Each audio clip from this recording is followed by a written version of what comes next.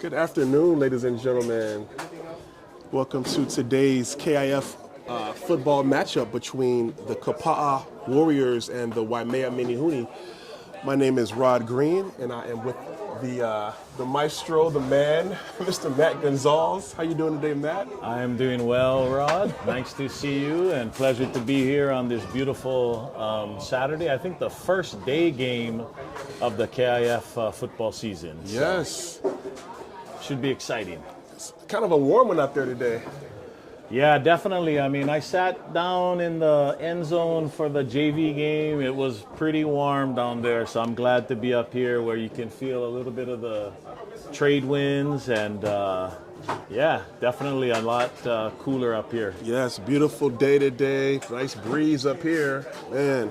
So, Kapaa, home game, looking good so far this season. Undefeated, but they have 7 starters out today. Yep. This is, it's been an interesting season for Kapaa so far. I mean, they have gone through the first, few games of the KIF season undefeated, like last year. However, they haven't been as dominant as last year's team, and I think a lot of that has to do with the injuries. The injury bug has definitely hit the Warriors this year. Sadly, I'm sure you'll get into the names later on, but sadly, we've lost a few players for the whole season. Yeah. Including people like Sonny Thomas, who was our leading running back. I believe he broke his collarbone, so he's out for the year. Zion Raposo, one of the starting linebackers, got hurt in the very first game of the season against Farrington, and he's out for the season with a knee injury. So, yeah, Kapaa is definitely battling the injury bug. Yeah, and we also lost a couple of linemen. I think a lot of that has to do with the youth of the Kapaa Warriors. So you lost Amaziah, who was an offensive lineman, as well as King Pitch. They both went to the mainland to play football. So what is your view on that anyway, as far as players maybe feeling like they're not getting the exposure? Although we've had players make the NFL and make college, D1 college from Kauai. But what's your view on that? You can never fault a family for doing what they think is best for their kids, right? And I think in both of those cases, the families felt like, hey, going to the mainland might be a better option for them at this point. I mean, obviously, those are 2 boys just based on their physical size alone. Yeah. I mean, they could be playing in a smaller place than Kauai, and they would still find them, right? I think they still would have had options to go to college. But at the same time, I never fault the family for looking for the best option for their kids. And Absolutely. We definitely wish them the best of luck. I saw King here in the preseason. He came to the first game of the season, but I guess he moved to California. Yeah, I thought he was going to come back. Yeah. He teased the Warrior faithful, and next thing you know, he's like, nope, I'm out of here. Yeah, King, I'm going to miss watching him not only on the football field, but he was fun to watch on the basketball court too, yeah. Even though he wasn't the most skilled player, he definitely played with all his heart. Yeah. So number 24 will be kicking off for the Menehune. Kapaa wearing the home yellow. Yep, looks like Tommy Malafu caught that short kick and gained a few yards. His eyes must have lit up when he got to run the ball, usually a defensive player. Yeah. So it'll be interesting to see. Like I mentioned, Kapaa does have 7 starters out. I'm expecting to see big things from number 32, Alakai Pagao Munden, the running back. Yeah, certainly. Alakai came in when, got a lot more playing time once Sonny Thomas got hurt, and he's a solid runner.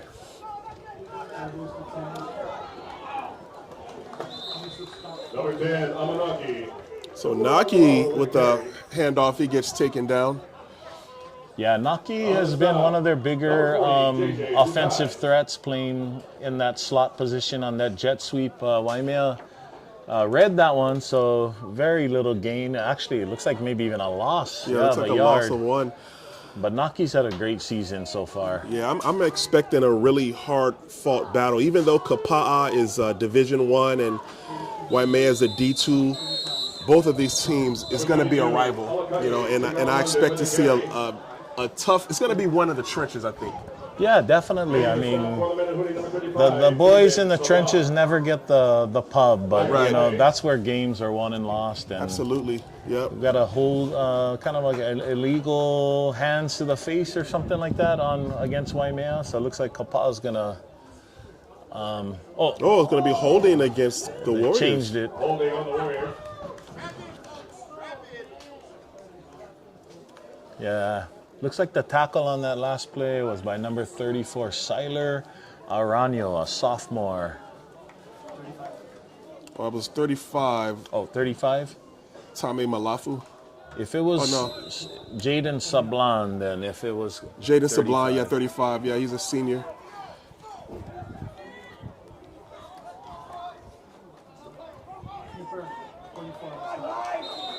Kyton Munden with the keeper. So Munden On the stop with the keeper, not getting too much there. Yeah, so, not too much of a gain on that. In fact, probably was lucky to get back to the line of scrimmage. Yeah, it looks like it's going to be 3rd and about 17 for the Warriors. Normally in football, a passing down. Let's see if Kapaa. I like it. I like how you said that normally. Let's see if they put it in the air here. Little unconventional. Yep, going back to pass. He's got an arm. A lose one. Oh, looks like a sack. Munden sacked on the play. 24. That is Braden Wilson. Braden Wilson. Yeah, So nice. the Warriors not what they wanted to get in that first series. Yeah, nice pursuit that time by the Waimea defensive line.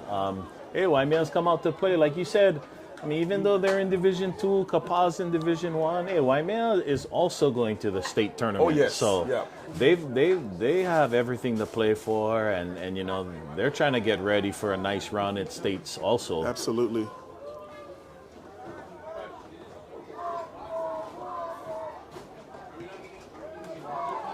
Kind of a shank punt, and it called for a fair catch, but there's a fumble. Looks like Warriors have recovered. Yeah, it looks like it was recovered there by Kael Contreras. Kael Contreras, senior, 5'9". Yeah, unfortunate for Waimea because they had a nice defensive stand, and that's got to be a little heartbreaking. Disheartening, yeah. Disheartening to give the ball right back to Kapaa. And I think for Waimea's only chance really, or their best chance at beating Kapaa, is they're going to have to minimize their errors. I agree. Having said that, the Warriors have to minimize their errors as well. Yes. Oh, looks like there's going to be a flag. I want to say it's going to be a legal motion, looks like. Yeah, it looks like Naki went into motion, and then he kind of crossed the line of scrimmage before the ball was hiked. So Yeah. I think maybe his number was called. He was a little eager to get down yeah, the field. It looked like it, yeah. And I think that would have been a good down to go for a pass in that first down. Yeah, and one thing, Kyton Munden, he's a really fine runner, but he's got a nice arm too. I mean, remember, he is a baseball player. Yeah. One of the star baseball players here at Kapaa, so Pitcher, as a he matter can of fact. definitely throw the ball. Yeah. So it'll be 1st and 15 for the Warriors. Number 32, Alakai. So Alakai with the nice run. On the stop, number 5. Yep, that is cousin to cousin. Kyton hands it off to his first cousin there, Alakai Pigao Munden. Big shout out to their grandpa John Munden and their grandmother Diane Munden. 2nd and 7. Who They I also- see at all the games. They're watching their grandsons. And they also got Kyson Munden. Who is Kyton's brother? Yeah, where's the slot? Oh, Munden with the keeper. and Munden with the keeper. Got a couple. Making the stop on the play, number 24, Braden Wilson. Yeah, one of the keys I think for Kapaa, not only in this game but moving forward, is going to be the health of Kyton Munden. You know, he definitely runs the ball a lot and takes a lot of hits. So hopefully, you know, we can keep him healthy. Yeah, it's gonna be paramount. He's got to stay healthy.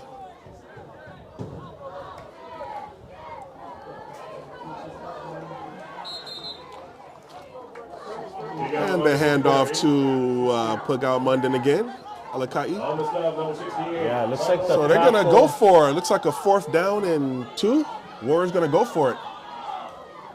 And looks like a 1st down. So Kitan Wow. keeps those legs pumping. Wow. We got a flag on the field, though. Was that in the backfield? Yeah, it looks like there were 2 different flags. One in the backfield and then one where the tackle was made. But So- he dragged Yeah, he a did. few defenders about Didn't he? 15 yards.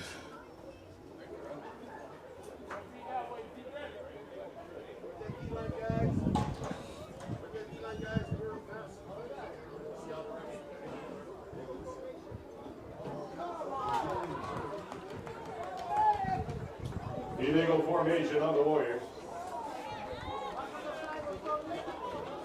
So it looks like would it be offsetting penalties or what is that? No, it looks like they both went against Kapaa, according Ball to unsportsmanlike against the Warriors.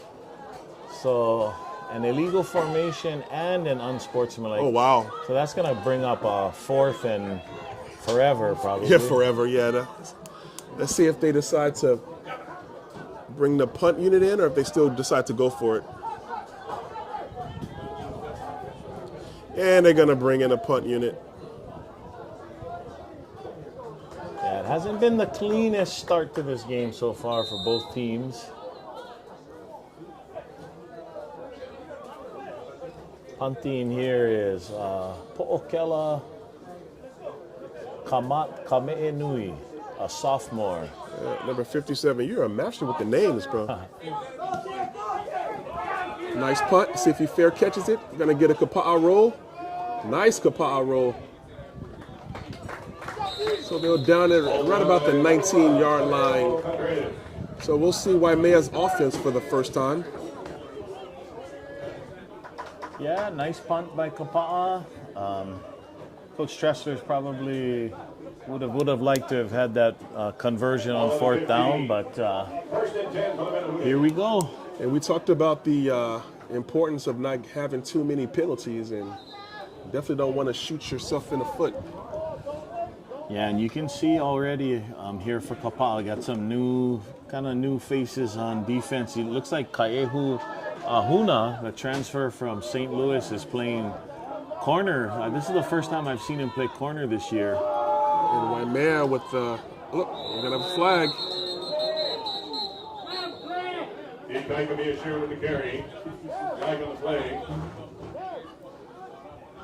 Ready So, to snub, number 56. Right in Sugai Salvador. so we'll see what the penalty is. It'll be holding against the Mini-Hoon. Holding on the Menehune. Rod, are the pink flags more egregious than the yellow ones? Is there a difference between the colors? Looks like some of them got the pink flags, obviously in honor of Breast Cancer Awareness Month in yes. October. Shout out to all who are struggling, going through that awful disease. Yes. But yeah, that one backs Waimea up to even worse field position. Looks like Yeah. they're at what, the 7-yard line? About the 7, yep.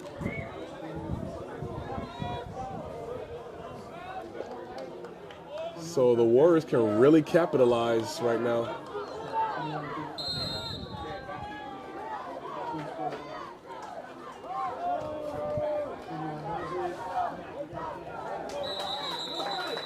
Number 21, Big Mike will be assured with the carry. So number 21 with the carry. Looks like the tackle was Hayden Akasaki on the tackle. Nagasaki.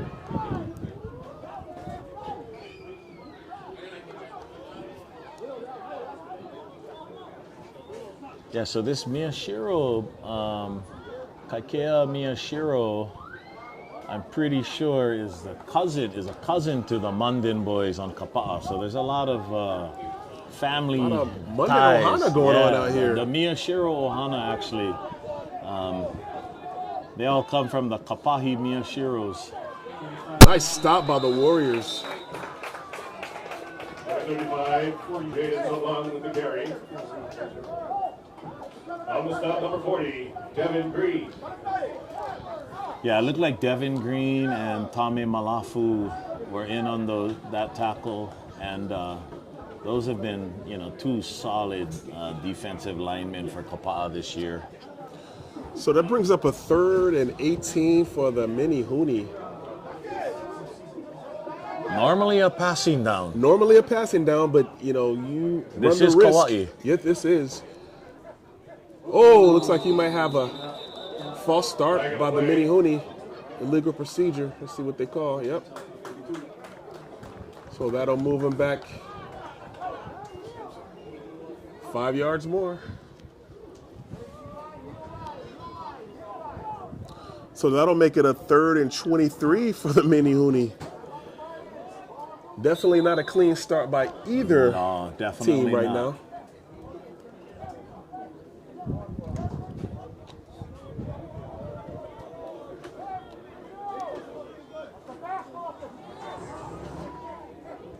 Oh, fumble. Fumble on the play. Flags on the play. Now, is that flag for a penalty or is that a flag because there's a turnover?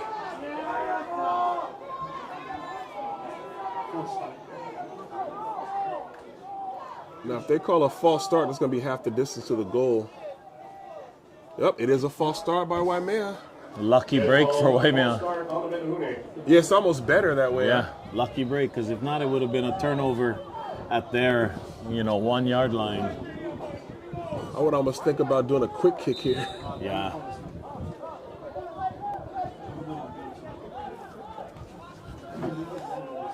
Yeah, my guess is they'll probably run it right up the middle, try and get as much yardage for their punter to have a little more space. Yep. And defensively, the Warriors are missing Takazi Thomas as well as Ryan Peters. Yep, So, Ryan, definitely. Ryan got hurt, knee injury a couple of games ago. This is his second game he's missed. He's out with a knee injury, and then Takazi got hurt last week in the Kapaa High School game, and I think it's a shoulder injury. I saw him earlier this week. He told me he was going to just miss one game. Okay. So hopefully that's true. And Ryan, he definitely seems to be walking a lot better than he did a couple weeks ago. So that's a good sign. hopefully he'll be back. But yeah, I don't know that I've ever seen this many injuries. I don't see Braden Burmoy. He's also out. Yep. Yeah, I mean, these are key players.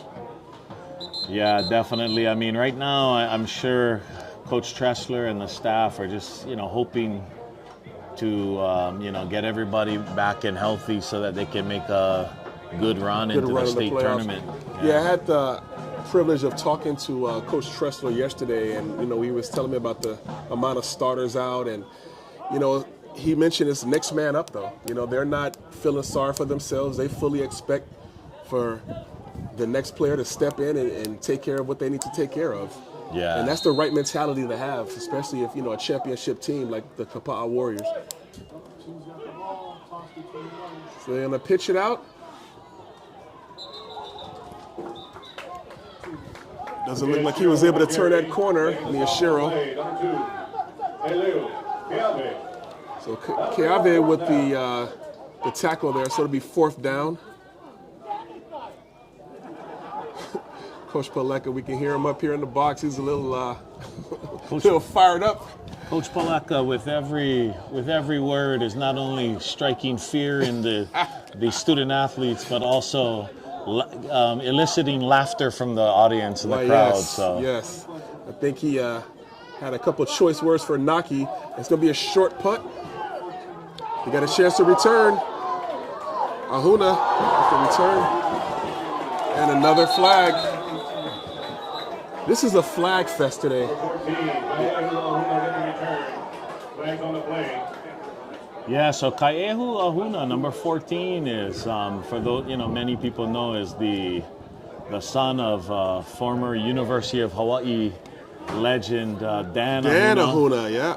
But Kaehu actually spent the last 2 years at St. Louis, and then towards the end of the summer this year, he decided that he wanted to come back and be a Kapaa warrior and play with all the boys he grew up with. And he's a dynamic athlete. I mean, as you could tell from that hurdle he just did. However, unfortunately, in high school football, that is an illegal move. You can't hurdle like that. So they got pushed back a little bit, and Coach Tressler voiced his dissatisfaction to Kaehu. All right, so 1st and 10, ball on the Kapaa 31-yard line of Waimea. And they give it to Pagao Munden. Pagao Munden, the ball carrier. Nice straight ahead carry. Yeah, I really like Pagao Munden. Alakai has been one of my favorite players to watch this year. He's only a sophomore, and he is just tough. He is a tough runner. And it picked up about 6 yards on that first down, so.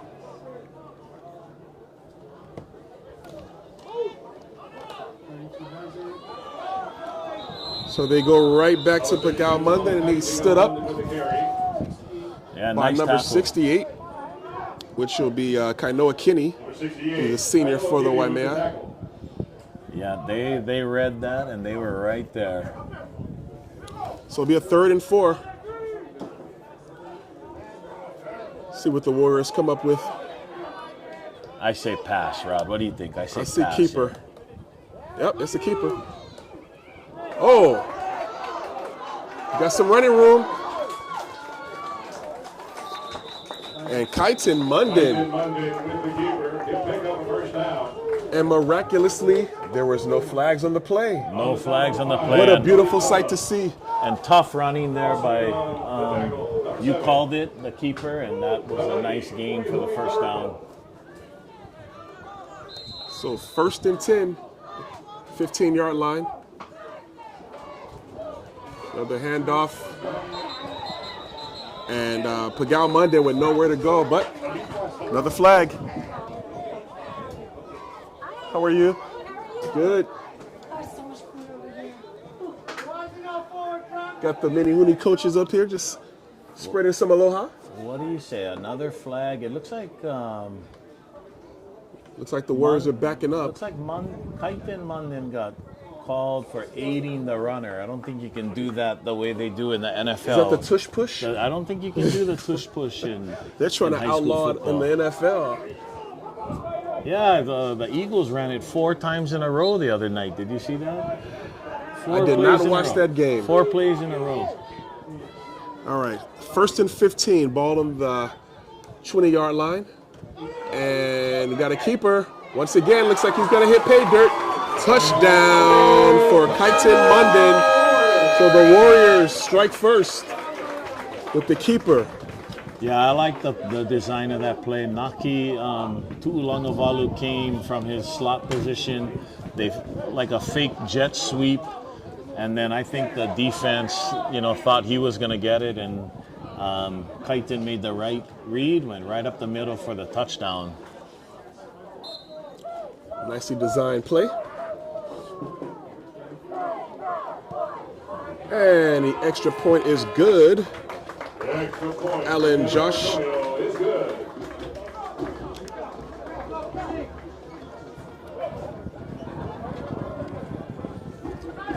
Yeah, so Kapaa capitalized on great field position and have the first score of the game.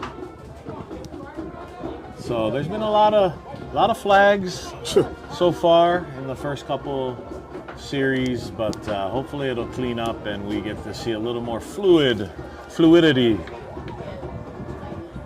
in the two offenses.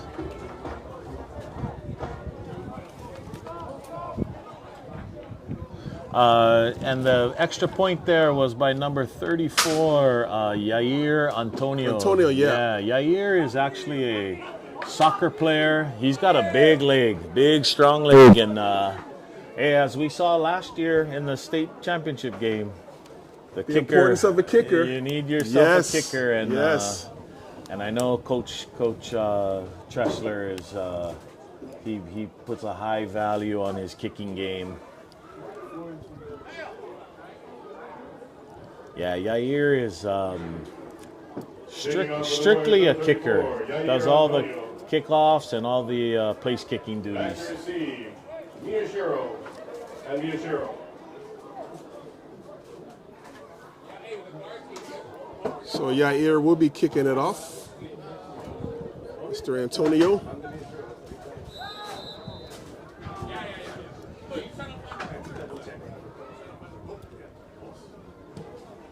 Nice kick.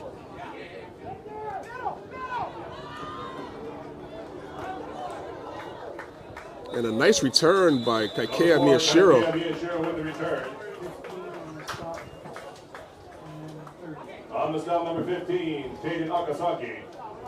Also in on the tackle, number 30. So Taden Akasaki with the tackle, as well as Tavian Kalaiohi. Yeah, Tavian is another, I believe, sophomore. Akasaki, a junior. One thing about this Kapaa team, it's a fairly young team. They are young, yeah. and I think that's going to do them well, the next couple of years. Not to say that they can't. I don't think they're looking at this as a rebuilding year by any stretch. Oh! Almost picked off. As intended for Martin. Keave was right there. Yeah, Correa. Colby Correa was lucky to not have that one end up in the end zone because Eleu Keave made the right read. Yeah, he did. Just slipped through his hands. That was a pick six waiting to happen. Yeah, his father is just below us over here, probably wishing his son had finished that play, but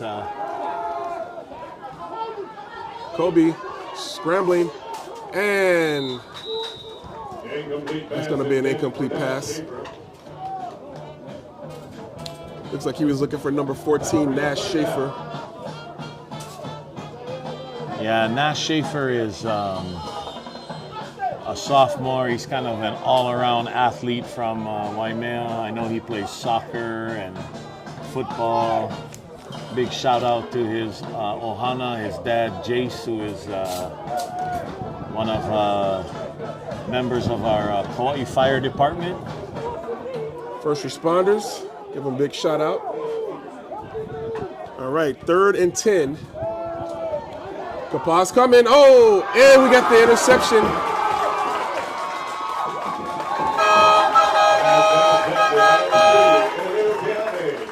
Keave got his interception after all. Yeah, it looks like they were in kind of a zone coverage there, and Eleu was in the right place at the right time. Once again. Yeah, the Correa pass kind of sailed over all of his intended receivers, and Keave was there. And again, great field position for the Warriors. We'll see if they can capitalize on it. They got it First and 10 at the 17-yard line.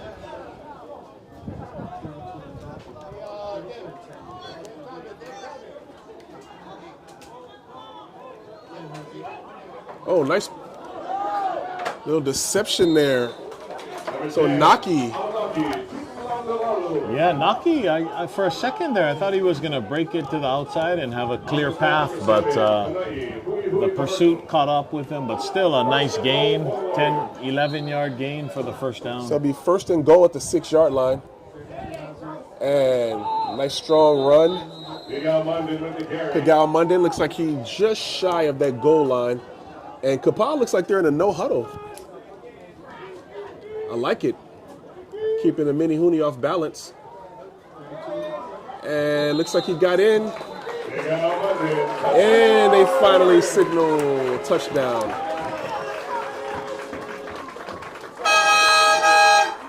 So the Menehune unable to stop the Warriors.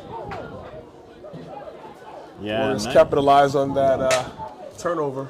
And nice blocking up front there by the likes of Mana Kelekoma and Julius Iglesias, Mabi Kaniakua. And it'll be a flag before they get the kickoff. Flag on the play. I'm assuming it's going to be a legal procedure, and it is against the Warriors. So they'll move it back 5 yards. That kick looked like it had a lot of legs, so I don't. Yeah, Yair's got a strong leg. We watch him when he kicks. I've never seen anybody kick extra points and field goals so nonchalantly. He's very. I don't know. Watch him right here. Have you ever? He's very smooth. He is smooth. I like that. And the Warriors extend the lead to 14-0 against the Menehune with 1:46 left in the quarter. Yeah, I mean, they say football is definitely a game of field position, right? And that has proven to be true so far. Yeah, Waimea has to give themselves a chance. Yeah, I mean, if Waimea is going to keep giving Kapaa the ball inside their own 30, this is going to be a long day for the Menehune. Again, though, I like the fact that Kauai gets to send 2 representatives every year to the state tournament. Now that Kapaa's in D1, that opens it up for Waimea, and of course Waimea won 2 state championships already. Yep. And I think they'll be contenders again this year. I believe in the. I like how KHON this year, the cover 2, they started doing rankings for the different divisions. So I not believe, just D1. I believe, D1 Open, D1, and D2. And so I believe Kapaa, according to those rankings, Kapaa is number 2 in the D1 right now behind Waipahu. And then I believe at last check, Waimea is ranked number 3 in D2. So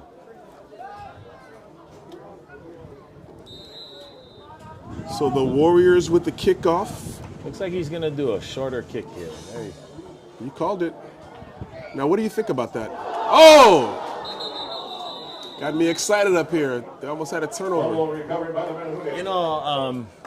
I know, because my own son was the kicker the past few years here for Kapaa, or the kickoff guy. I know that Coach Stresser liked to do that kind of, I don't know, what is that called? Kind of like a pooch kick or up high, and I think it's one way to take away the return for the other team. So I think it's a nice thing to mix in there every once in a while. Yair, though, when we go the other way, I'm thinking he should just blast it through the end zone because he's got such a strong leg. With and the wind is going to be at his back. Yeah, with the wind, he can blast it into the end zone.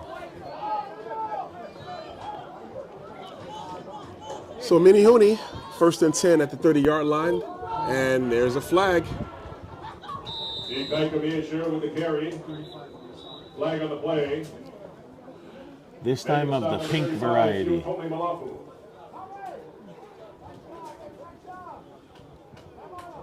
So Malafu with the stop, but we'll see what this flag is.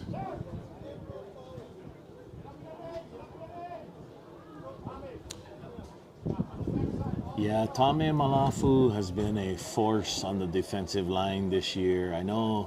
I think last week, possibly, I might be mistaken, but I thought I saw him playing a little linebacker last week because of all the injuries. But yeah, normally he's in that kind of defensive end spot, and he is a force. He is. He, along with Devon Green.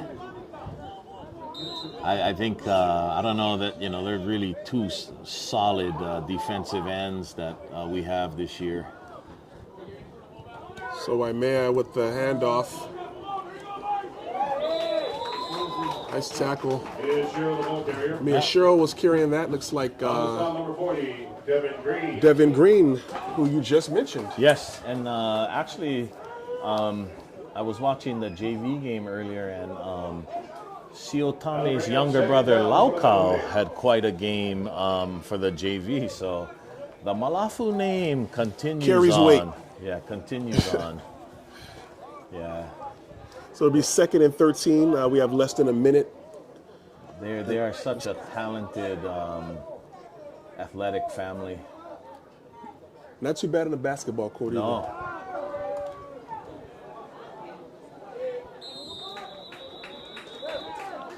Yeah, you gotta wonder for Waimea if they will try to air it out, because at some point, running against Kapaa, I think is it's going to be tough. It is. You know, you got Sugay Salvador, you got Malafu.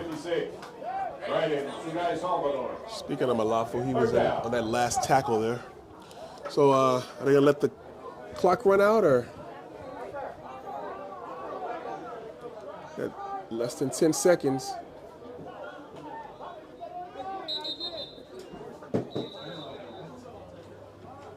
Looks like Waimea is going to elect to call a timeout and have one last play for the quarter going this direction. What do you think about that? You know, I mean, I don't really see the benefit other than the fact that if you're going to throw on this down, you're throwing with the wind. Right so now, I can see maybe that being the reason. Let's see if they actually do throw it. Yeah, though. that's the It's kind of tough because you run the ball and Kapaa's run defense is so solid. stifling defense. And then we already have seen what happens when you throw it. You know, Kapaa had an interception on the last one, so.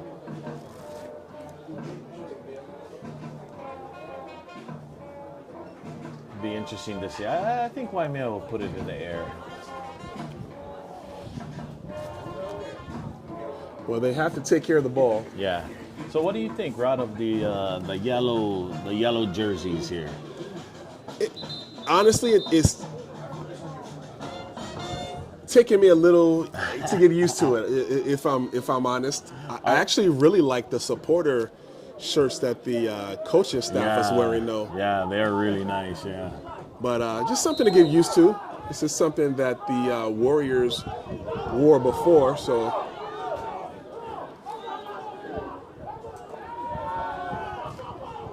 Nice pass. And Nash Schaefer with the reception. So Kobe Carrera with the connection. On the stop, number 2, Eleo Keave. Yeah, it turns out that was the right move, right, to call the timeout. It was. Nice, perfect throw by Correa up the middle to Nash Schaefer for a big gain. I think that's probably their biggest gain of the day, right? I would say so. So that'll be the end of the first quarter as the Warriors holding on to a 14-0 lead. But what's your view on the uniforms? Putting me on the spot. You know, to be honest, I kind of like seeing the yellow. I mean, when I was growing up, here on Kauai and as a Kapaa fan, I remember the yellow being like a part of the jerseys. I personally don't ever remember them being like completely yellow. I remember having like yellow trim or yellow numbers, stuff like that. I could be wrong. There probably was full yellow back in the 70s or 80s, but when I was growing up in the late 70s and 80s, I do remember yellow being part of the Kapaa colors. Yeah. Okay. Yeah. So the yellow helmets and stuff like that. I remember, and I definitely remember the trim, the numbers. So I think it's it's cool. I guess it's Kapaa's version of the throwback uniforms, right? That the NFL uses. What's the best throwback uniform in the NFL? What do you think? Well, let me, before I lose my train of thought, I want to mention that I am a diehard Chicago Bears fan. Yes. So I think the fact that they're wearing so much yellow right now, I think subliminally, subconsciously, is bothering me. Yeah, it looks like I think it's a Green Bay. Yeah, that's our arch nemesis. Yeah. But having said that, as far as the best throwback, I kind of like Tampa Bay's. Tampa Bay. I like Tampa Bay's. The orange jerseys. With that Buccaneer Yeah. helmet. I really like that. Who else? For some reason, when I think of old school, I think of the Steelers. And Correa held on to that a little bit too long, and he got sacked. Yeah, I mean, he did have time to throw. However, nobody was open. Good job by the defensive backfield to cover everyone. And, yeah, looks like Siotame Malafu on the sack there. And, having thrown a pick earlier, I'm sure that's in the back of his mind also. He wants to be real careful about not throwing another interception, so.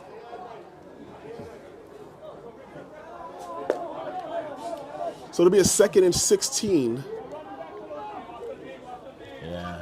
Correa, by the way, only a sophomore. Oh, and there's another pick. And that's Kaehu Ahuna. And we talked about his athleticism earlier, and there he is showing it. I'm sure his dad is proud. Looks like there's going to be a personal foul. Ooh, I think that's going to negate the interception. Looks like a roughing the passer. Is it roughing the passer, or was it? Yeah, I think that's going to negate the interception. Wow. Unfortunately for Kaehu, because he made a great play on that. That was a great interception. Yeah, Kaehu, I believe, played in the Kapaa A game in the preseason. I believe he got hurt in that game, and then he was out for a few games. And then last week, I think he made his KIF debut. And definitely a strong addition to the team. It's great to see kids come back to us rather than leave us, right? Yes. Ryan Peters was another one last year that came back from St. Louis. From Kamehameha. Kamehameha, that's right. He came back from Kamehameha along with Bubba Simmons. Yes. I mean, you could argue without those two guys, I don't think we win a state championship last year. Yeah, Bubba was a beast. Yeah. Shout out to Bubba. Bubba's actually playing in California somewhere now, I think junior college level. Evan Daligdig, our quarterback from last year, playing at Linfield now. Wow. Division III school. So it'll be a 1st and 10 from the 34-yard line.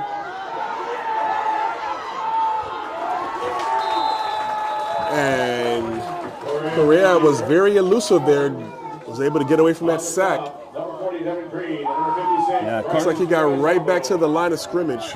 Correa is elusive, but one thing about this defensive line for Kapaa, I mean, you're talking about big guys, but they're athletic too. You know, Tame, yeah.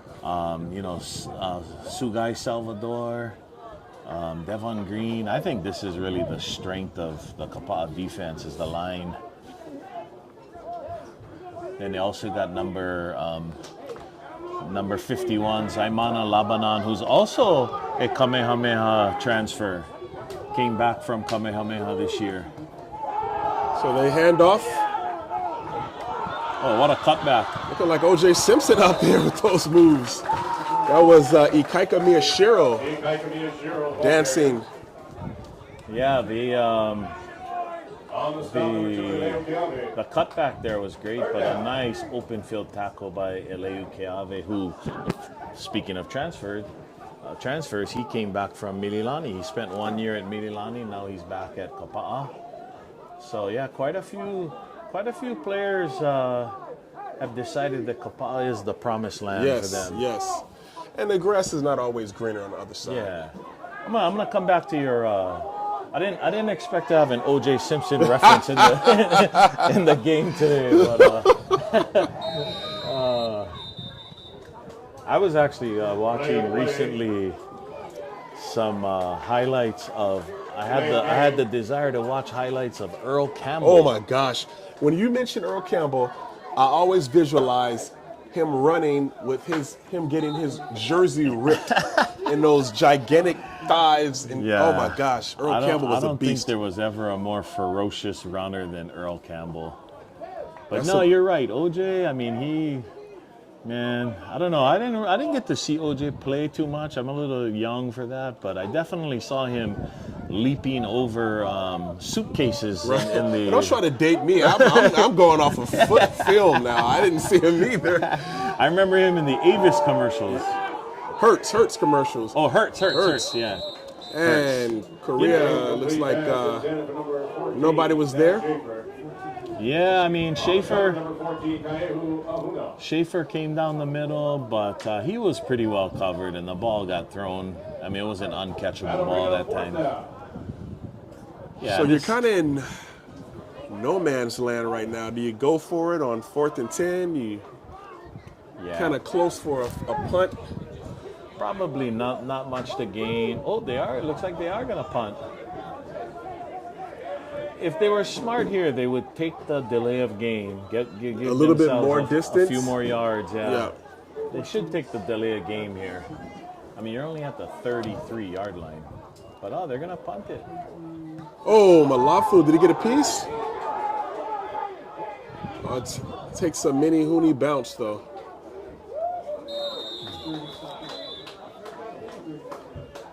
Malafu, I don't know if he got a piece, but he was definitely right there.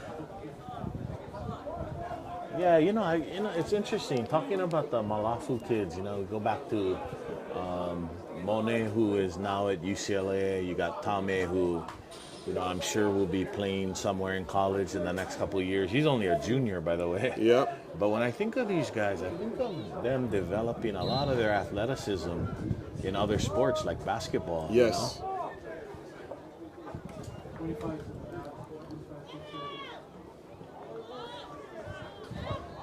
So the Warriors with the handoff and Menehune pushing them back. Oh, got a little extracurriculars there. And that's probably going to be a personal foul against Kapaa. I'd like to see a lot more discipline from both of these programs.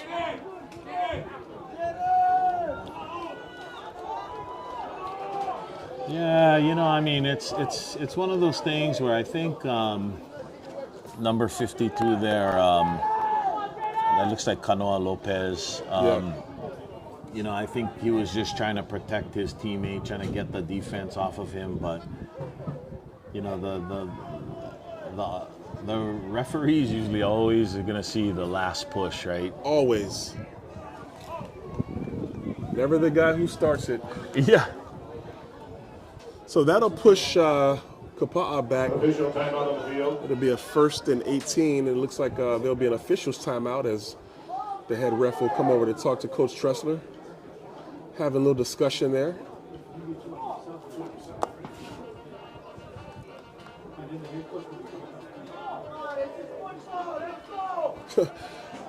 Hear one of the fans below saying, "This is football. Let's go." Looks like number 52 of Kanoa Lopez was actually ejected from the game. Wow. Looks like he's. And did you see what he did? Just reading lips. I mean, it looks like he pushed the other kid, which was definitely after the play. So to me, it looked like it was a foul, but I'm guessing he might have said something. Usually, if you say something, a naughty word or something, that might get you. I'm not saying that's what he did, but that's my speculation.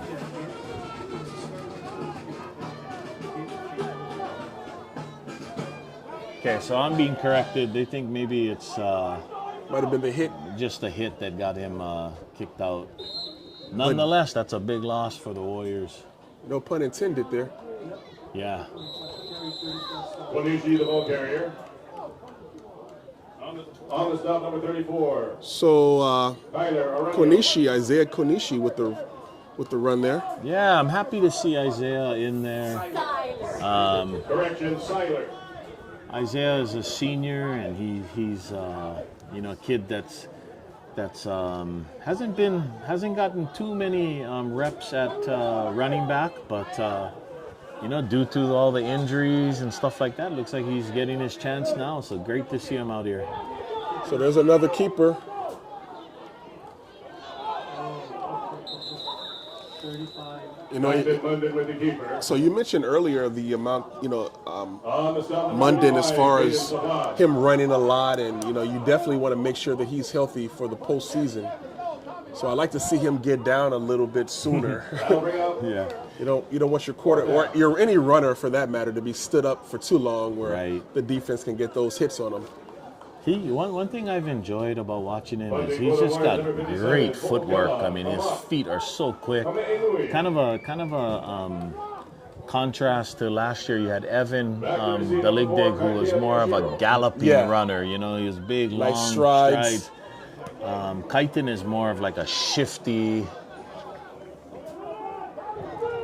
It's fun to just watch Kaitin run and just watch his feet, And I think actually because of how quick his feet are, he doesn't take as, he avoids a lot of hits because of his quick feet. Hey, what do you say? What do you know? Another So there's flag. going to be a illegal procedure on the punt. So are they gonna re-punt the ball? This one, these are always interesting to me because Waimea could decline this, right? I mean, they've got pretty Good field position. Yeah. Like, I think they're going to decline. And I think that's a smart call. Yeah. Because anything could happen, Right. It's hard to beat, getting the ball inside the other team's defensive half of the field. So, about 7 minutes and 19 seconds left in this first half. Kapaa 14-0 lead. Menehune with the ball.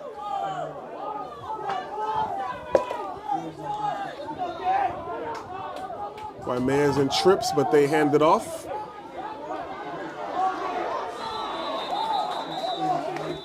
There's another flag. Looks like they're going to call a holding. Number 35, Seal Tony Malapu. Flag on the play. Man, Tommy has just been a menace so far on defense. Yeah.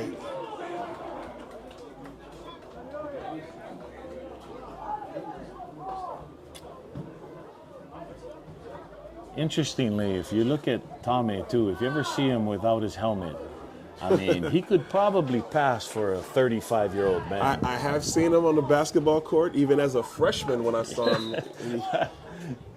Yeah. There's people with baby faces. He's not one of them. So Waimea, it'll be 1st and 19, and they'll be on the 46-yard line.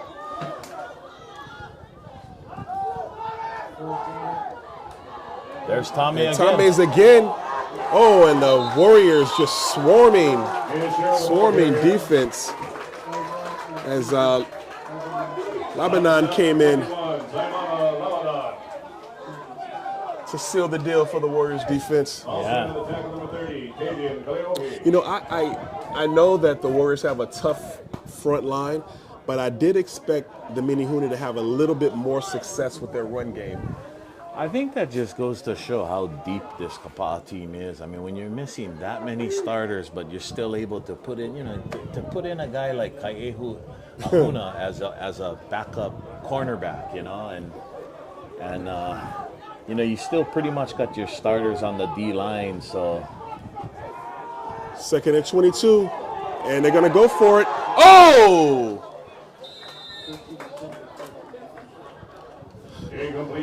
Unable to convert the pass. It looked like for a second he might have had enough air underneath that ball trying to reach Martins.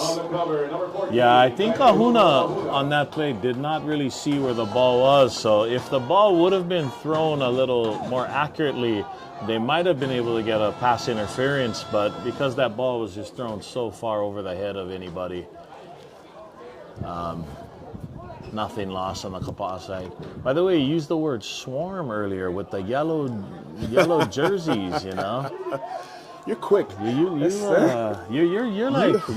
making references that I don't even know if you're aware of them.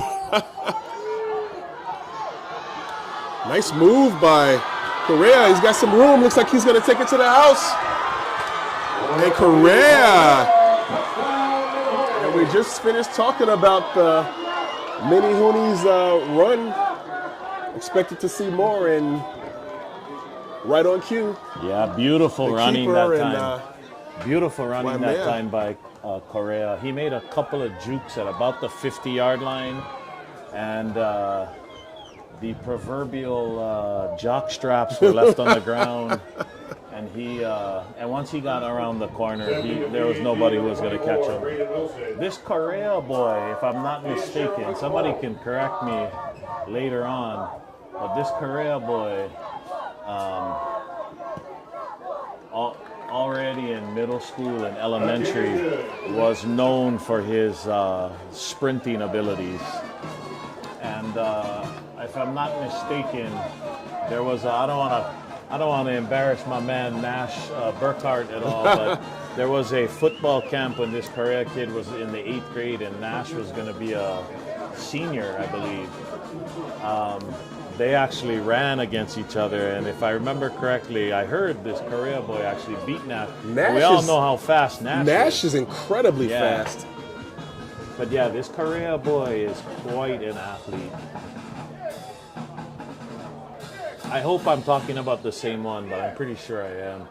Because I remember watching him play in like Kauai youth football for Hana Pepe, and he was unstoppable.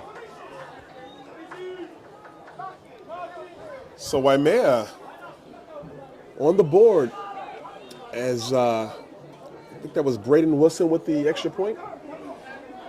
Yeah, so Waimea, I mean, for as much as Kapaa seems to have dominated this game. I mean, it's a 7-point game with only 5 minutes left in the first half. Anything could happen.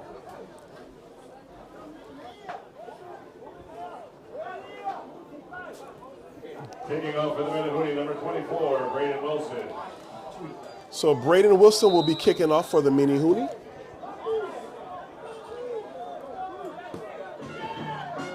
Kind of a squib kick there. And Ahuna with the return.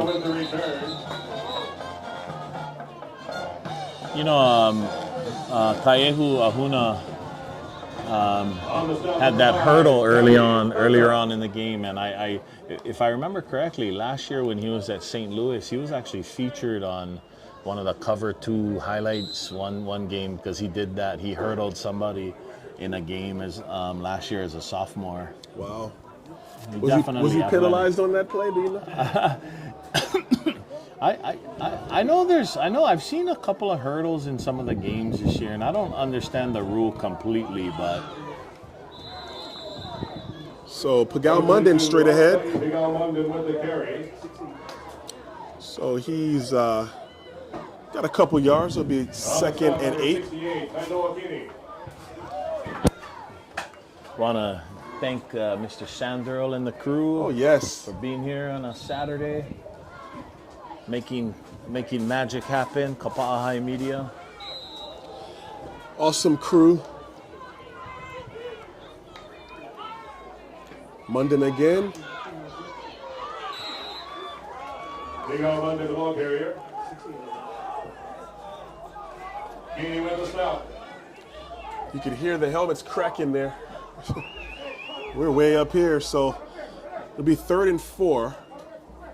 That'll bring up 3rd down. Warriors are on their own 48.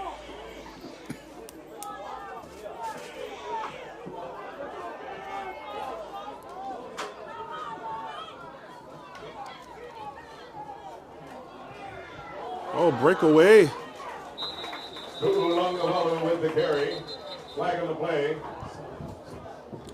And unfortunately, there is another flag. And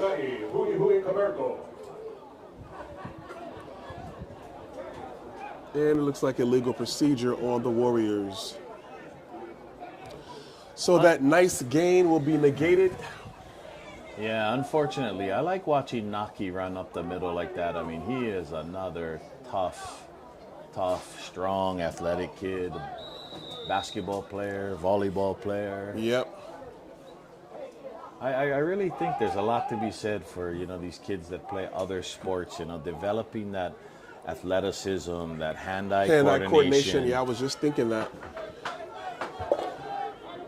So it'll be interesting what Tressler's play call is on 3rd and 9. Goes back to pass. Oh, and he finds Titan Leong. Oh. Pass completed, number 7, Titan Leong. Making a stop, number 7. So it looks like a 7 and 7. Caberto with the tackle there. Looks like a Warrior came in at the end. Yeah, it looks like little pop there. Mana Kelekoma came in, and it looks like the referees had a talk with him, but I'm not sure what. Maybe a little unnecessary roughness or something, but I mean, I'm not thankfully sure what no the flag conversation was about. And nice keeper. All right, Kaitan Munda with a nice run. He had a little juke there as well. By the way, I nice catch there on the previous play by number 7, Titan Leong. Yeah. You know, one of the outside receivers for Kapaa that doesn't get to see a lot of balls come his way. So happy to see him make that catch and get a nice gain.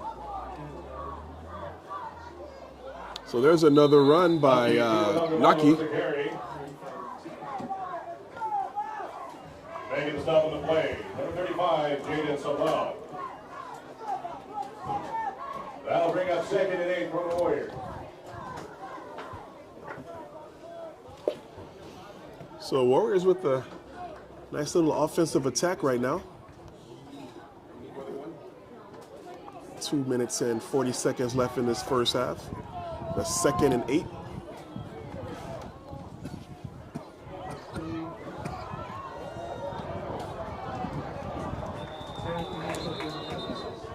And Pigal Munden with a nice run. But hold on, I see something pink on the grass. Also on the tackle, number 22, Jaden Llanos.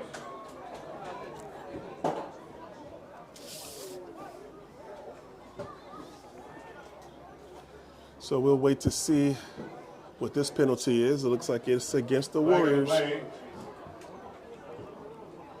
What's the over-under on the amount of flags today? If you remember the game that was on TV at the beginning of the season against Kapaa High School, the game that was on OC 16, Yeah. there was quite a few flags that night. I do recall that. Yeah. Not sure what the total number or the record is, but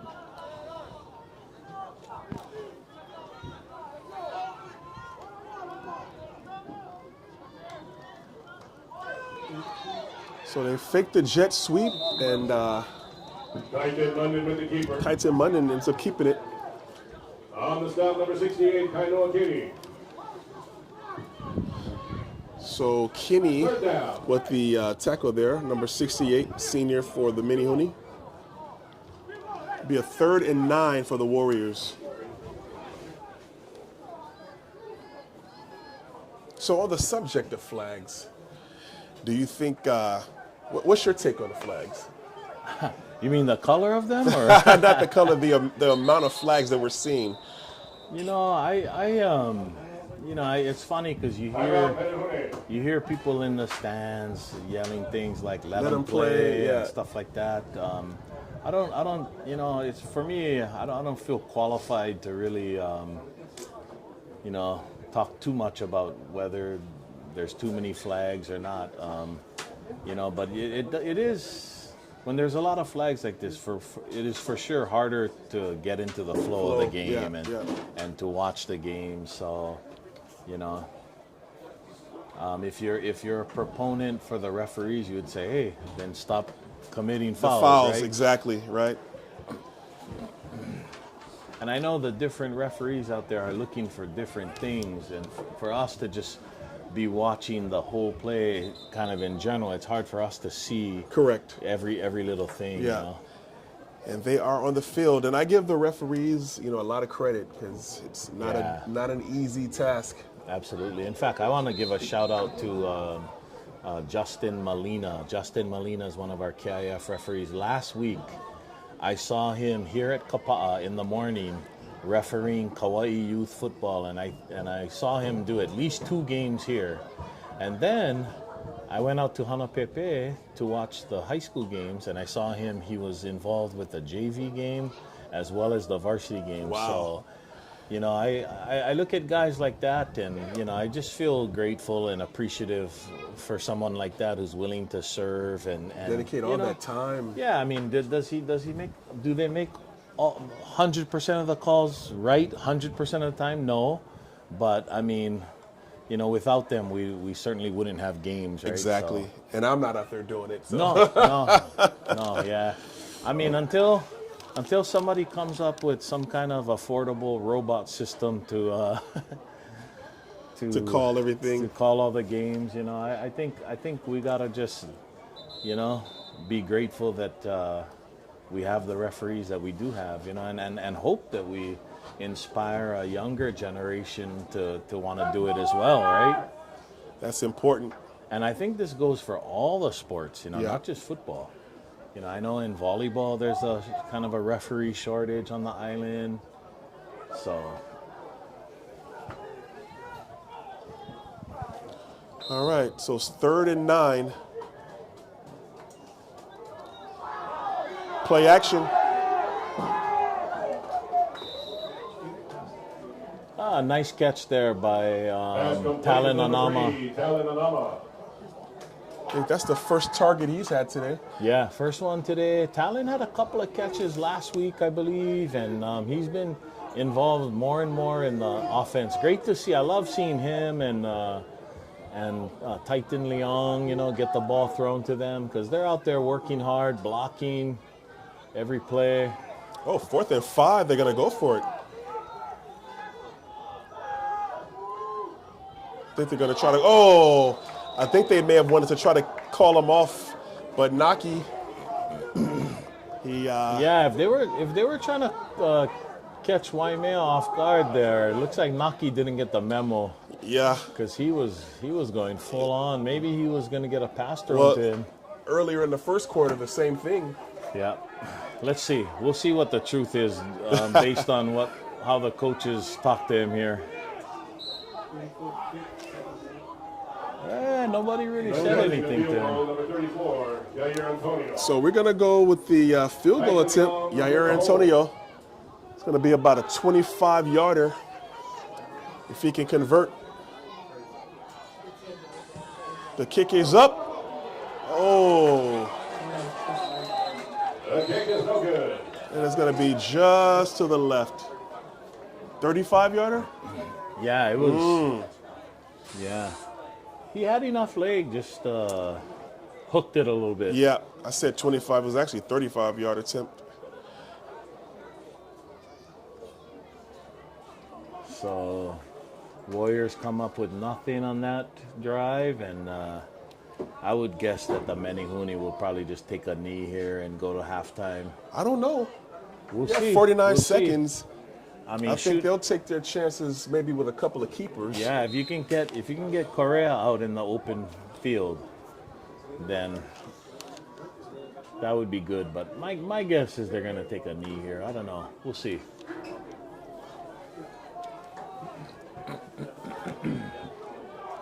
So 1st and 10 on their own 20. And handoff. Yeah, they didn't take a knee, but it's pretty much the same thing. Running it That was right pretty up the safe. middle. Yeah. That was a very safe call. So about 33 seconds and counting. See if they try to run one more play.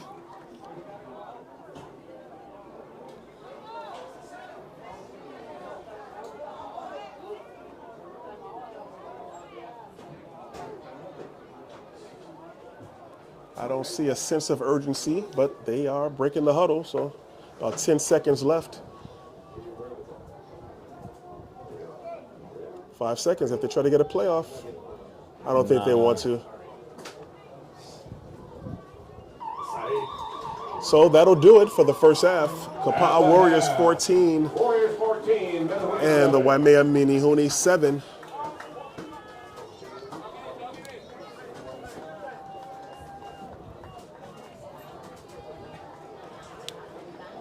So Waimea's got to be feeling pretty good about themselves. Okay, Warrior fans. I mean, Your cheerleaders will be out there performing for you. based on the way the game started, 14-0, Kapaa up at the end of the first quarter, it kind of felt like, Kapaa was just going to kind of keep scoring and keep kind of rolling on. But, hey, credit to Waimea for keeping the game close. And, they're in striking distance for sure. They really are. And with the running ability of this quarterback for Waimea, Kapaa better come out ready to play, We got Bobby Thompson up here yelling at his daughter, who's a cheerleader. Give a shout out to the Kapaa Warriors cheerleading team as they are about to do a little dance for us.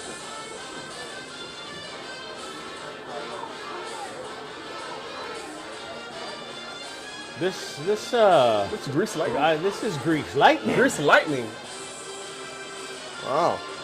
Yeah, this is taking me back to the days of Danny Zuko, Kaniki, and I'm thinking Happy Days. and Olivia Newton-John. John, yeah, bro. You know, my sister Ellen, who lives up in Utah now, she used to make us watch this over and over and over again. You know, back in the day when there was only one TV in the whole house. Yep. Man, we used to watch Grease. So I've seen Grease, the original Grease. I've seen that more times than I'd ever want to admit. That's John Travolta and Olivia Newton-John. Olivia Newton-John, John Travolta, and then I don't really remember the names of the actors. I remember the names of the characters, but those are the only two actors I remember. Well, those were your main ones. So. Yeah, the two main ones. It's Grease Lightning theme at camp. Yeah, Grease Lightning. Coach Rosie, our wonderful cheerleading coach, just said that there was a theme at cheerleading camp for Grease Lightning. So Rosie's probably a little shocked that we noticed the Grease Lightning music, but Hey, there's a Dennis Fujimoto sighting. yeah, that's almost as exciting as, like, you know, seeing Bigfoot or you know, the Loch Ness Monster. You know, when you see Dennis Fujimoto, you gotta, like, document that. Yeah. You put it on the conspiracy websites, you know. Yeah, no, I mean Dennis, not to, you know, make him sound old or anything, but Oh, of course not. Dennis was taking pictures when I was in high school, you know, 30 plus years ago, and he is an absolute legend of Kauai for sure. Yes. And I want to shout him out and thank him for all his years of service, covering all the thousands of events that he's covered here on Kauai over the years. Yeah.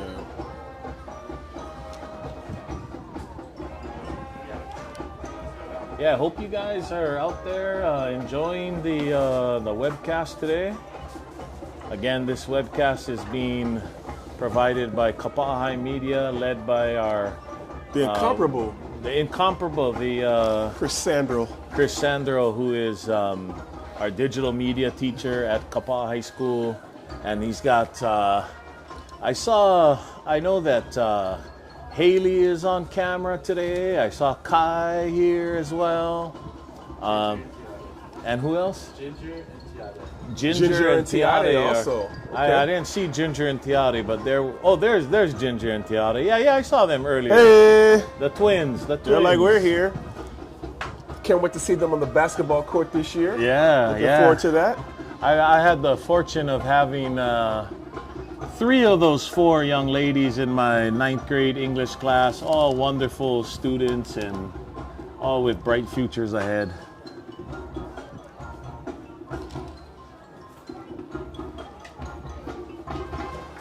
And if I can take a quick minute right now, I wanted to offer condolences to the Ohana for Kumu Lena Ala Paval Jardin, who passed away last week. We talked about Dennis being a treasure. She was an absolute treasure on this island. Incredible Kumu.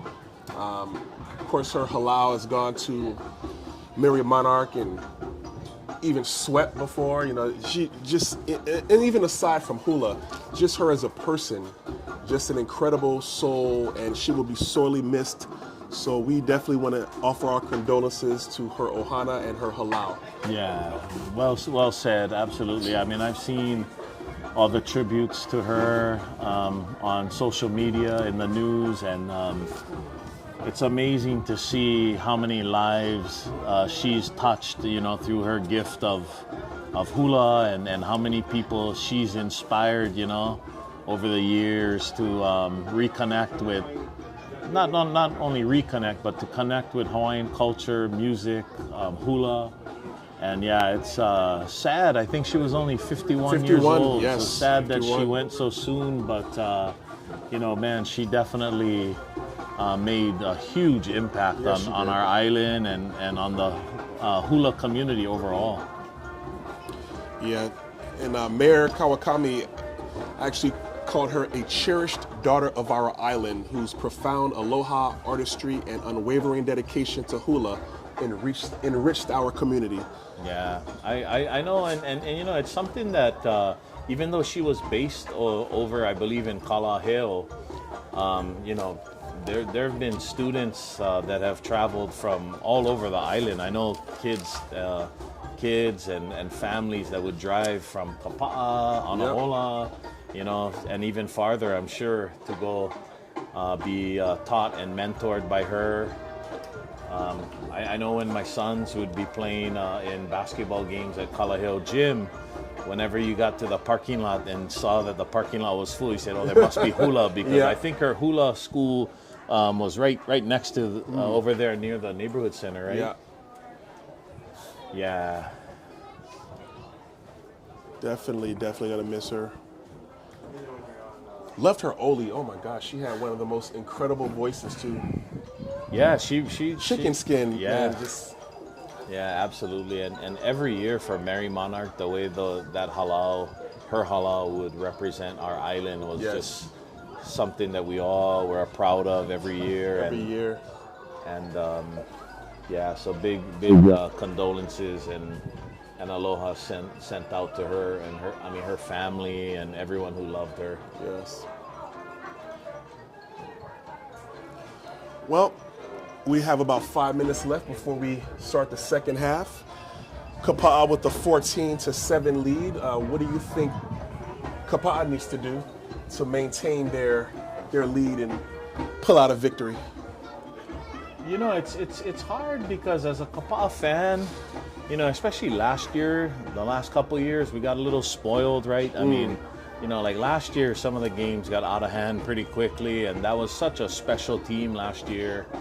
And, you know, this year, when you consider all of the injuries and stuff like that, I mean, we're almost kind of in survival mode right now, right? We want to make sure, Kapaa wants to make sure they win the game, but then also, you know, I think the higher priority is probably, you know, being ready for states, right?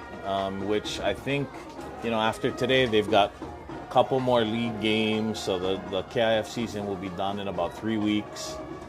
And then, you know, you're talking about in about a month, the postseason beginning. So I think Kapaa, I mean, of course, they want to survive these last few games, but they really want to get, like, you want to be peaking again probably when end of the regular season. End of the regular season, yeah. So, yeah, because I don't know that, I mean, I've been watching Kapaa football for many years, and I don't know that I've ever seen so many injuries.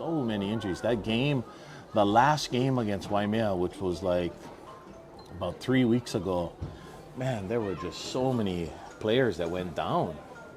And like we were talking about Braden Vermoy, who's like a starting cornerback, punter, punt returner. I haven't even seen him on the sidelines today. I'm not sure. No, I haven't seen him. I have seen Ryan. Yeah, Ryan's here. I've seen him, but I didn't see Takazi is here. Yeah.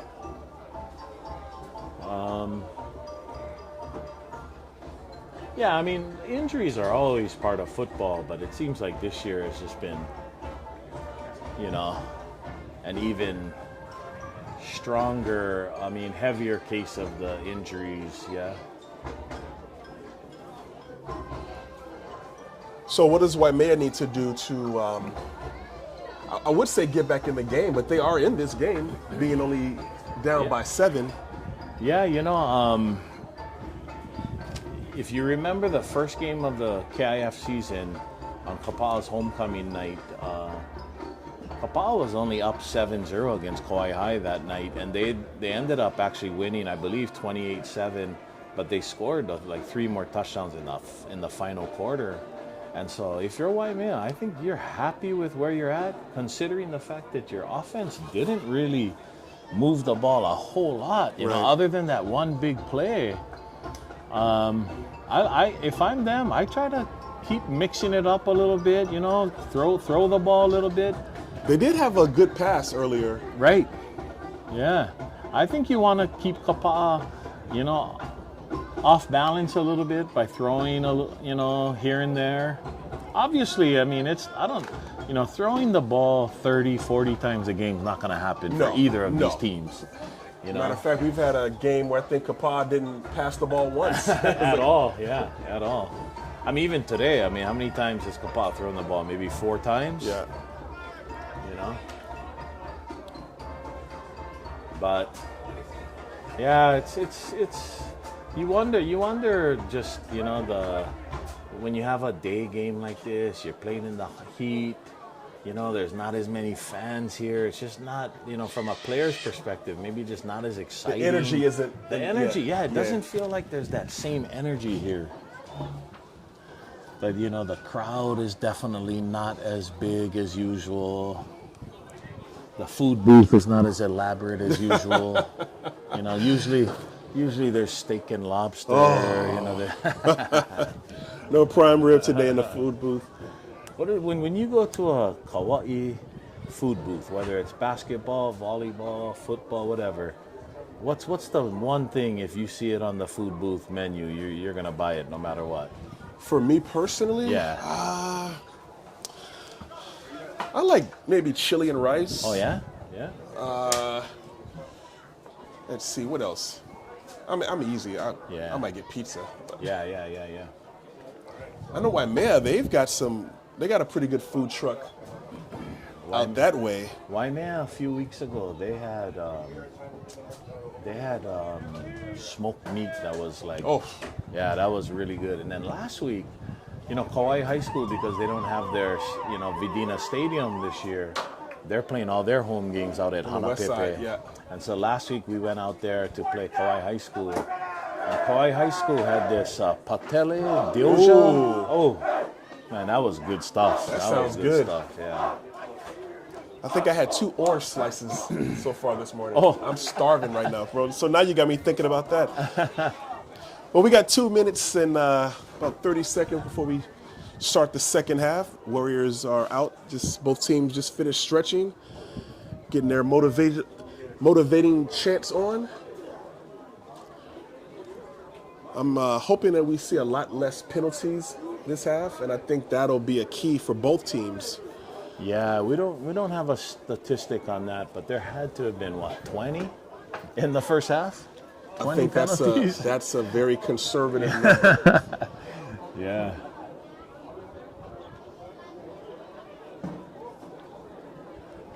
But yeah, great to see all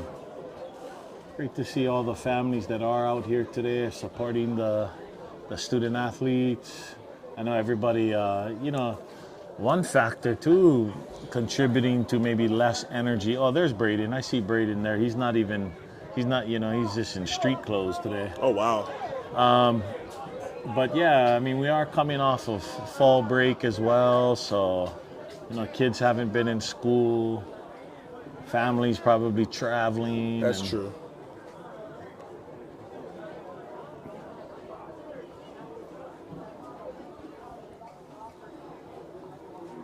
So Mike Trester talking to his team.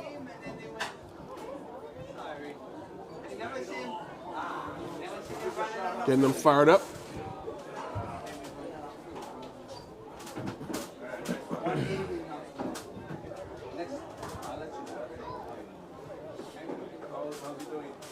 So, you brought up O.J. Simpson earlier today.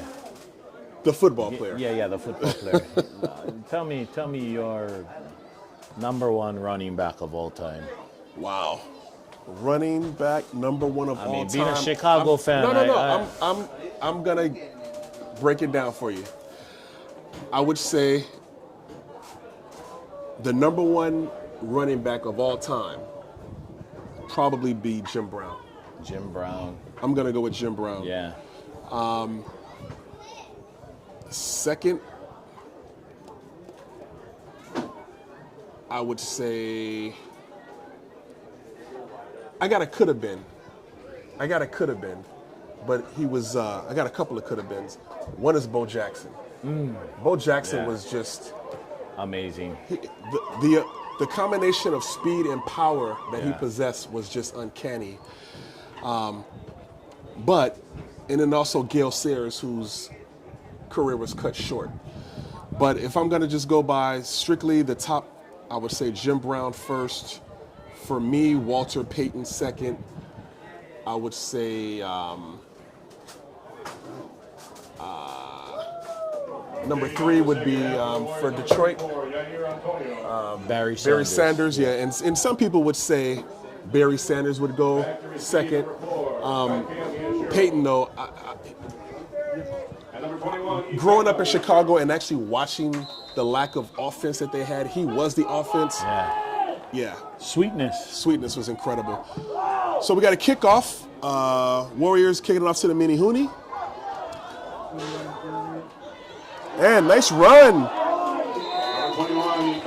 Ikaika Miyashiro before taken down by Pierce Rosario. Yeah, nice form tackle there by the sophomore Pierce Rosario. Pierce actually on the JV last year was one of the best linebackers that the JV team had last year. So he's switched over to offense this year, but make no mistake, Pierce knows how to tackle. Yeah, that was a very fundamentally sound tackle right there. Okay, I'm going to give you my quick top 2 running backs of all time. Okay. Or I would say I don't know if they're necessarily the greatest running backs, but my 2 favorites. Oh. Number 1, Barry Sanders. Okay. Number 2, Walter Payton. There you go. Now, I have a favorite running back, and I didn't even name him. Let me see. Let me guess. Your favorite running back. And OJ, give me a hint. And OJ's in the top 5, by the way. Yeah. But my favorite running back, Give me a hint. USC. Marcus Allen. Yes. Yeah. Oh, who can forget that time where he ran one way in the Super Bowl, right? Against the Redskins. Yep. And then he reversed it and ran it all the way. What a play. So Menehune with the 2nd and 10, ball on the 30-yard line as we are into this third quarter.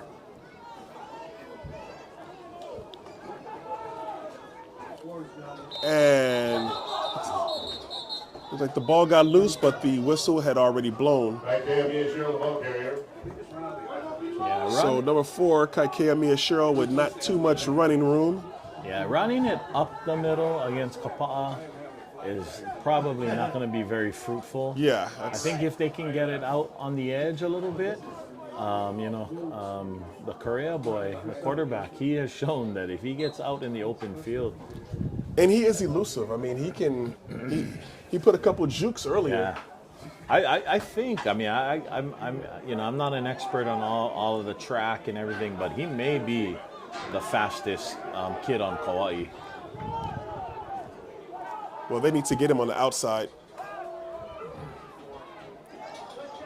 Great tackle. As Miyashiro was carrying the ball, but he gets nowhere. So that was Bryden Sugai Salvador with the one-arm tackle. Bryden is just a man out there. I mean, he just grabs guys like they're a rag doll and just spins them around, and he is fun to watch. He had a great clip last year when he was still playing JV. They used him as a running back against Farrington. Okay. And he was dragging like 5 guys like 20 yards. Nice punt. And looks like Ahuna with the return. Ahuna. Nice return by Ahuna. Yeah, Kaiehu's another very elusive kid with very dynamic athlete as well. And they're using him, looks like they're going to use him on offense here as well as on defense. So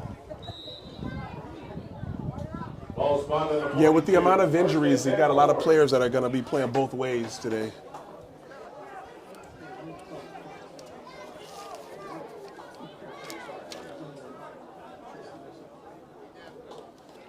So we'll see what Munden comes up with. Oh, Munden breaking that first tackle with a nice run. Alakai, Piga London, the ball carrier. Yeah, I really, speaking of running backs, I really like the way On the Alakai stop, number 35. Pigal James Munden Lamont. runs. He's just so tough, and he just like Also he's a on the tackle punishing ring, runner. righted. They Only call it a running sophomore. downhill. Yeah. Only a sophomore. What I like about Kapaa is they really run north-south. Yeah. Not too much side to side.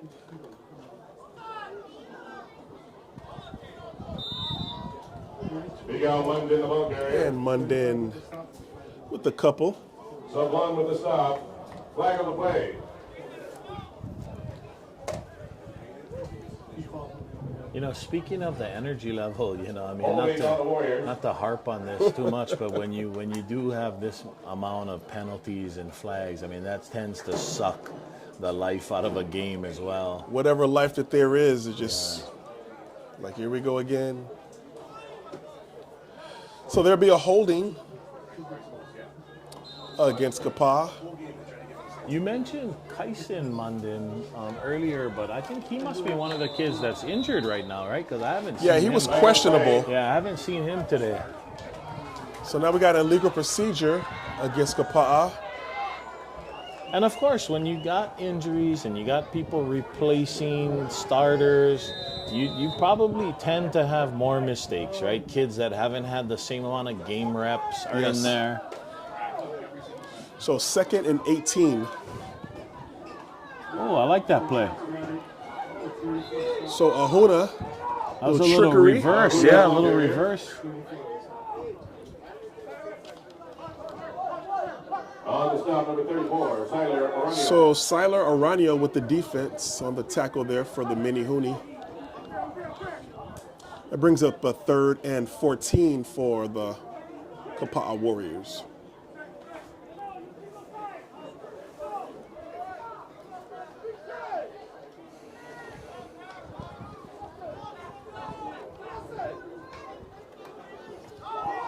Another keeper. Nice juke. Kyson Munden. You would have to think Kapaa will go for this, right? On On the 4th stop, down. number 54. Siler Oranio. Also 4th and 6. It's Jacob Salah. Oh, looks like they're gonna punt. you know, this is not a bad call.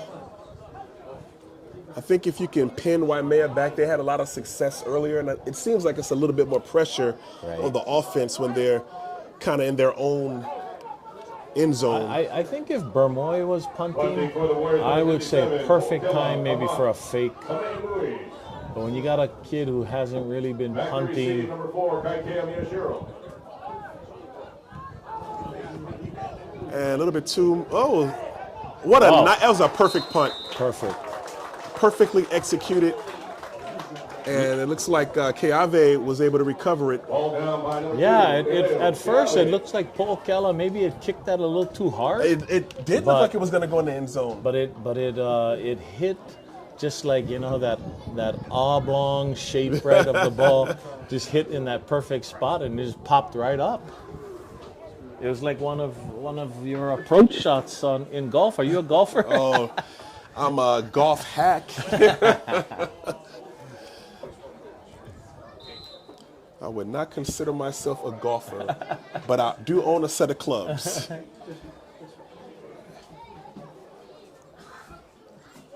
I'm very familiar with a lot of the sand traps here on the island.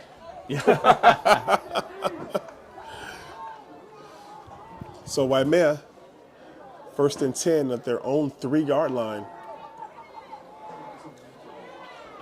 And Waimea, Pass completed. Number Nice 13. pass. Alawaia Martin. Yeah, nice little timing route, a little like 10 and out by Kalavai Martins and senior 6-foot receiver for the Menehune. so that'll bring up a 2nd and 4 for Waimea. Oh, I said 10, maybe that was more like 5 and out, yeah.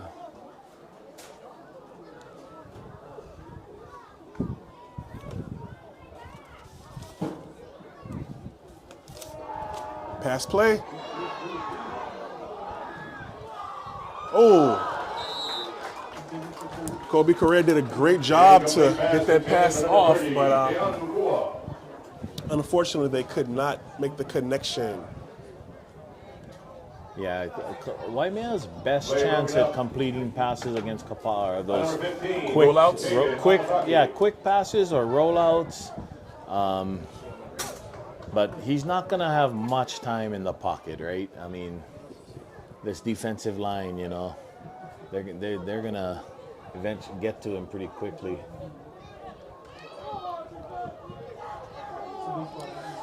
So it's a big play for Waimea, 3rd and 4.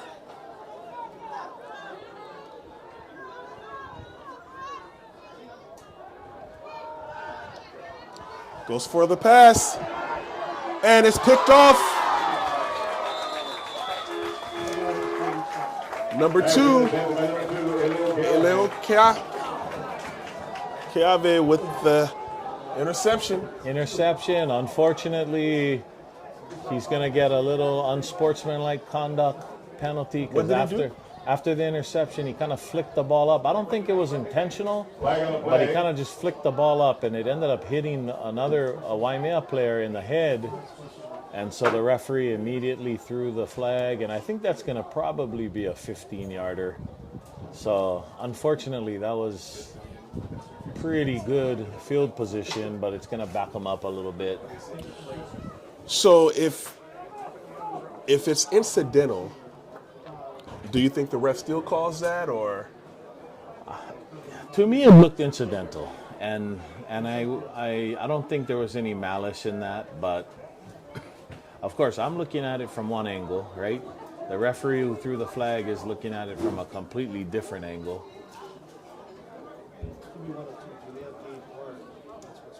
Yeah, it looks like they gave him unsportsmanlike. Unsportsmanlike conduct on the Warriors. And the Waimea fans are cheering.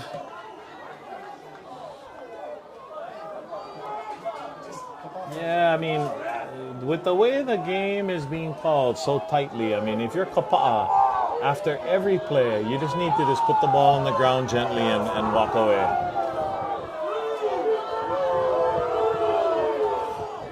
The Kapaa fans are obviously not happy about that call.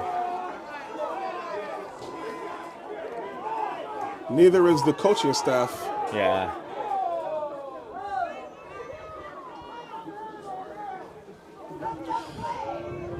But it looks like the referee crew remains unfazed. They just going about their business. So it'll be 1st and 10, 48-yard line, Warriors.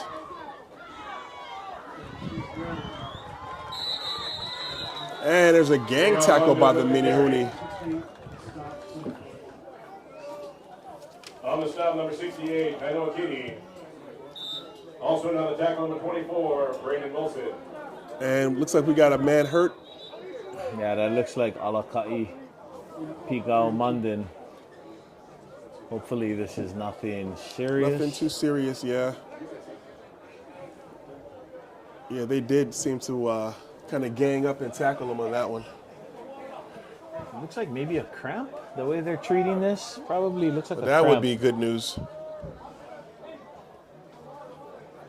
Big shout out again. I'm giving a lot of shout outs today, but shout out to our athletic trainers who, you know, they got a tireless and often thankless job. Yep. Chris Ong and Sam Henriquez for Kapaa. Out here working hard, keeping the kids as healthy as possible.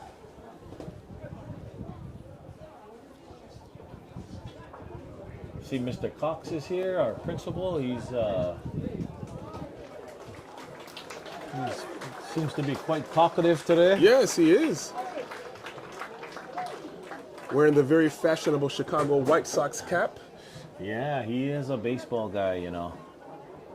Baseball, he was a baseball and I believe football player in college, but primarily went up for football, and then apparently one day just kind of went to the baseball practice and said, hey, can I try out? And they said, they kind of like laughed at him, and then they saw him swing a bat, and he was crushing balls. Really?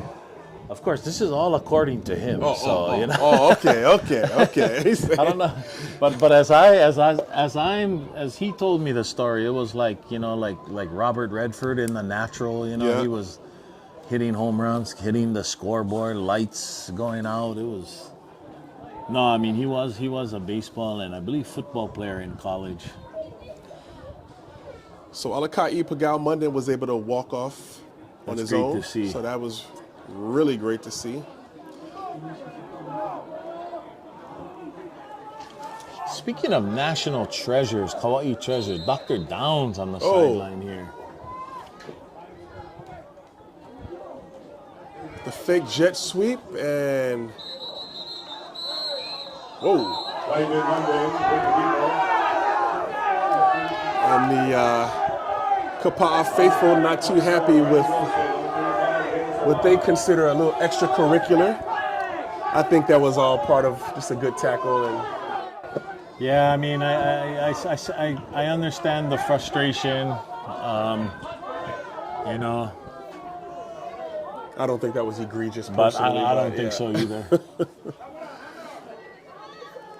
So it'll be 3rd and 6. Got Konishi in the background, the backfield rather. And they think another jet, and looks like Kaiten Munden close to that first down marker. And he does have a first down as the chains move. On the stop, number 5, Charlie Tunga. Yeah, whenever they run that kind of fake jet sweep, it just always seems to get the defense off balance a little bit, allowing Kaiten to find a little bit more space as he runs it up the middle. You know, they've done that fake jet sweep a couple of times. I'd like to see them actually do the jet sweep. Yeah. But I think this will be a good passing down. But they're going to run it. Number 14, Was that Ahuna with the ball? So Ahuna with the carry. Making a stop on the play, number 10, Kapaa Pablo. Also in on the So he tackle, picks up about 19, 4 yards. It'll be Jonathan 2nd and 6. Ball will be on the 32-yard line.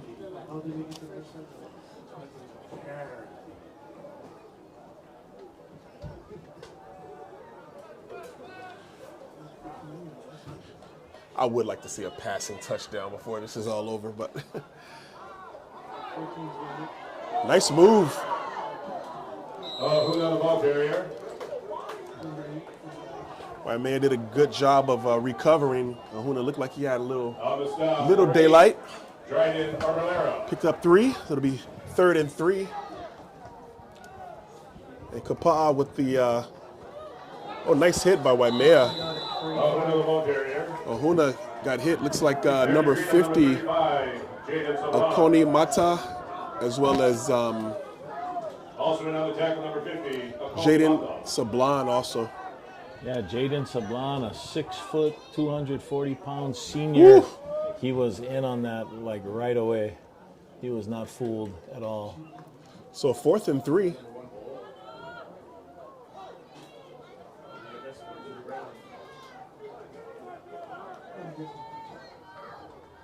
Yep, there's the fake jet sweep. I don't know if he got it. Munden with the keeper. Looks like they did not get it. So the Warriors defense will come out Take over on down. as the Mini-Hoon take over. Yeah, Kapaa is, you know, I don't mean to be an alarmist, but they are playing with fire a little bit here, you know. I mean, this is, you know, the offense has sort of been stalled so far this half, and, you know, we saw how dangerous Correa can be, Yes. you know, so they're going to want to keep him contained, especially him. I think he's the one guy on that team that can hurt Kapaa. Can hurt Kapaa, yeah.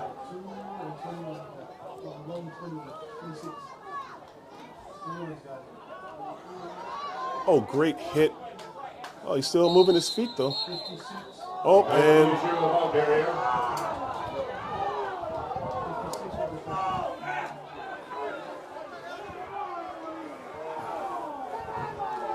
it looks like they're gonna call against Kapaa. I think he said the defense led with this helmet, possibly. Yeah, that is. I think in college, that actually is a foul punishable by being kicked out of the Ejection, game. yeah.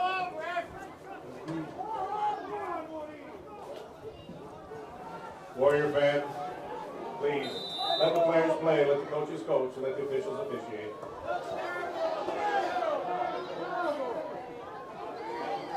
A little reminder by our public address system to for the- everyone to remember their roles. Yeah. The last thing we want is anybody to get hurt, though. So. And Kapaa defense. Yeah, Lebanon and Devon Green in on the tackle They there. were not fooled at all. Devin Green got in there. Big time. Another tackle, number 51, Zaimana Lebanon. Yeah, interesting. Zaimana Lebanon, who came back from, I believe, Kamehameha.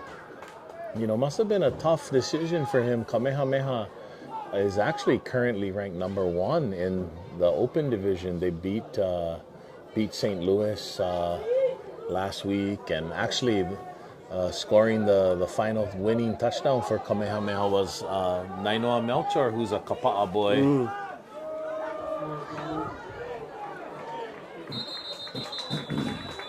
But there are a lot of different factors why players will not come back. Do you know how much playing time he was getting over there? I'm not sure. I mean, I know there's always things. I know kids sometimes just miss being away. It is interesting though, especially on Oahu, how many players just seem to be jumping from team to team every year. There seems to be no real rules or anything about it, So we're at a 3rd and 11. And we haven't had any scores in this this quarter so far, huh? So it looks like we're going to have a timeout. Waimea. Timeout, Menehune. They let a lot of time go off the clock before they called the timeout. So I'm wondering if it was because of a potential delay of game. Possibly. I wanted to share with you, Rod, since we were talking about sweetness, number 34, Walter Payton.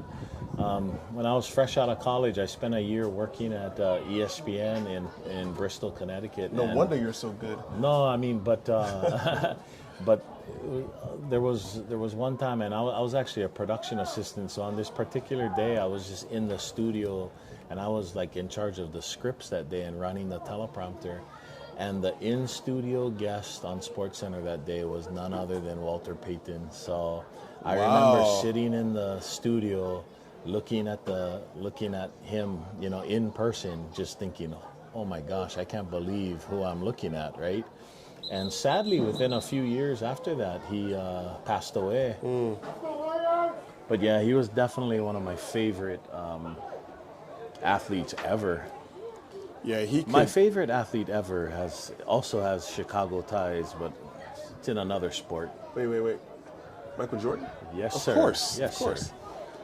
That's hands down. Like he's to me number 1, and then number 2 is in a far distant land from him. Oh, great What a catch. So you talked, and there's a flag. I wondered if it's going to be, it was in a secondary, so that might be against Kapaa. But did you know that Walter Payton actually danced on Soul Train? Did what? Walter Payton danced on Soul Train I might back have in known 1973. that. I might have known that. Was that part of him getting the sweetness nickname? I don't know. I'm not sure. And it's going to be against Kapaa, personal foul. So after the great catch there, in his tackle, Kaehu Ahuna, they're calling that, I guess it was hitting unnecessary roughness or hitting at the head, but I think that was a rough call myself. But You know, you mentioned it earlier. Kapaa is in kind of dangerous area right now. They're just letting Waimea hang around. They keep getting penalties. and you know, if you're Waimea, like, what do you have to lose, right? You haven't beaten Kapaa in years, right? I mean, nobody expects you to beat Kapaa. Looks like Coach Kylie Linoz is telling his quarterback to let the time run out. They wanna start the next quarter going with the win. The win at their back, yep. So Hey, after three quarters, we got ourselves a ball game yeah, here. we do. 3 quarters, 14-7, Kapaa Warriors. Hey, one of the young men that we mentioned earlier out for the season. I feel for this young man, Zion Raposo. Zion, he's walking on the sideline with a pretty heavy brace on. He told me that earlier today. He told me he's having his knee surgery early next week. So, want to wish him all the best. Hope that everything goes well. So sad when a kid like him, such a great kid, ends up getting hurt in the first game of the season and ends up missing his entire junior season. Year, yeah. So, but the positive to that is he will be back next year. Yes, yeah. He is such a great kid, though. I had the chance to have him in my English class as a 9th grader, and he's just really respectful, really great kid. So I'm especially sad to see him miss the whole season. So the Mini-Hoon coming out after the third quarter changeover. They will have the wind at their backs, which I think is a benefit to them. I mean, look, and they've got, 1st and 10 at the 31-yard line.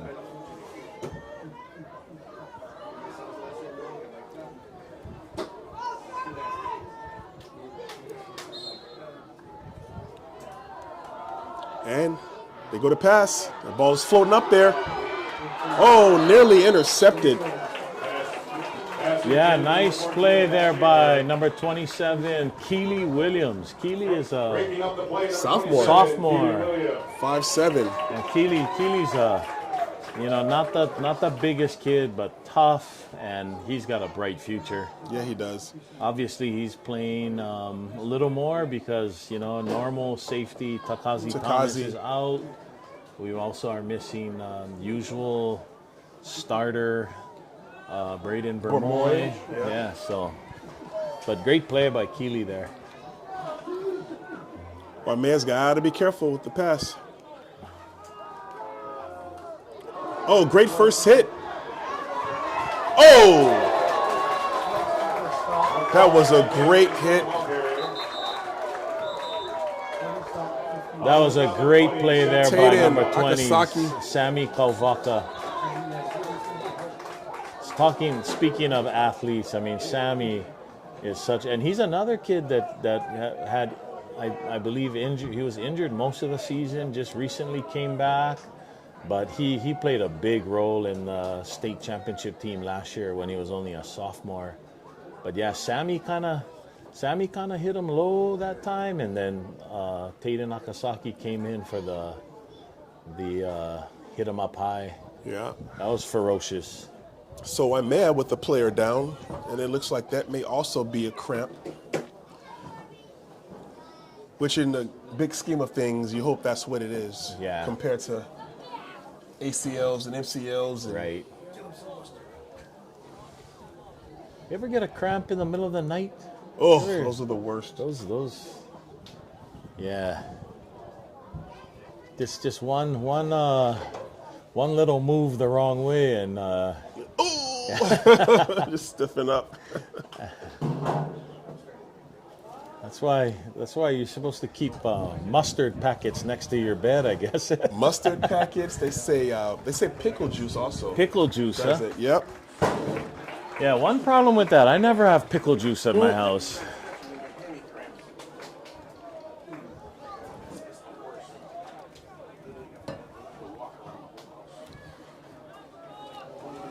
So it'll be 3rd and 10. So the injured player is up.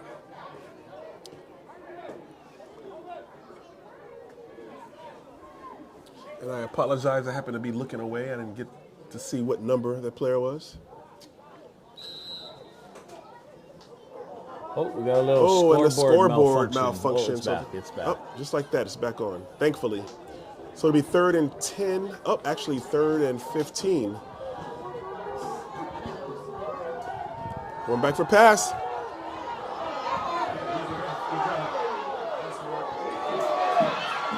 And incomplete. Incomplete pass intended for number 14, Matt Schaefer.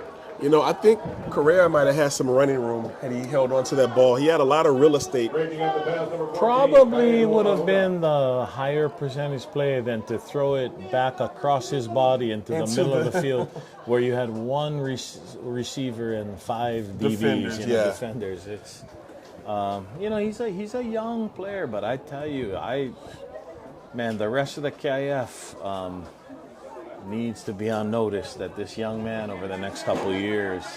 Yep, only a sophomore. So 4th and 15. Menehune.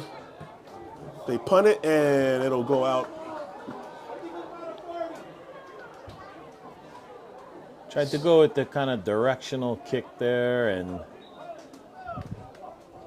did not really net too much on that kick. Not too much.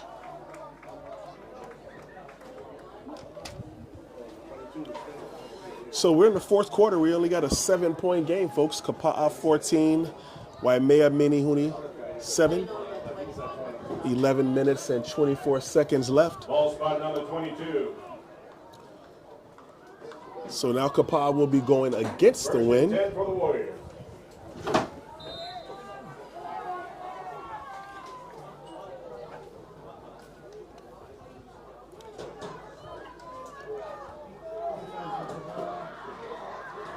Strong run. Yeah, strong running by Konishi there. Konishi, the ball carrier.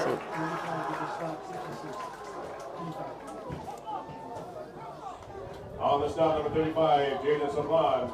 Warriors pick up a first down. So that was a nice strong. That's what the Warriors need. Pick up real estate, hold on to the ball, waste some of that clock.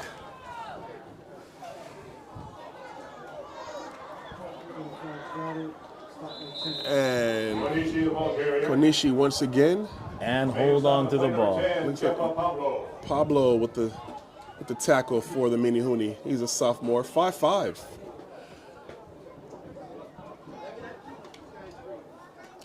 So it'll be 2nd and 7 for Kapaa.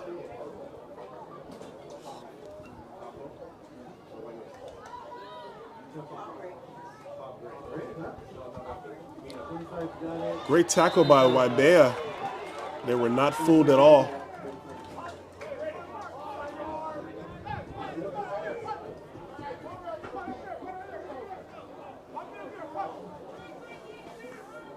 Konishi with the carry. So it'll be a 3rd and 7 for the Warriors. On that last play.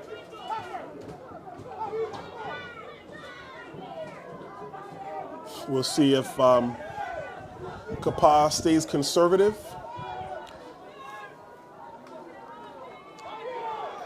And they do. So Kaiton Munden keeps it and unable to get the first down. Number 3, Chance Gold. So the punting unit will be coming out for the Warriors. Yeah, like you said, doesn't get too much more conservative than a quarterback keeper, right? But Kaiton had a little bit of daylight on the outside, but hey, credit to Waimea. They are playing good defense right now. Come on, Menehune with the kick.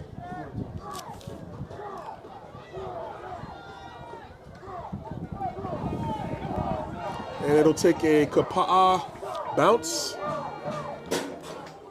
And it'll land about the 21-yard line.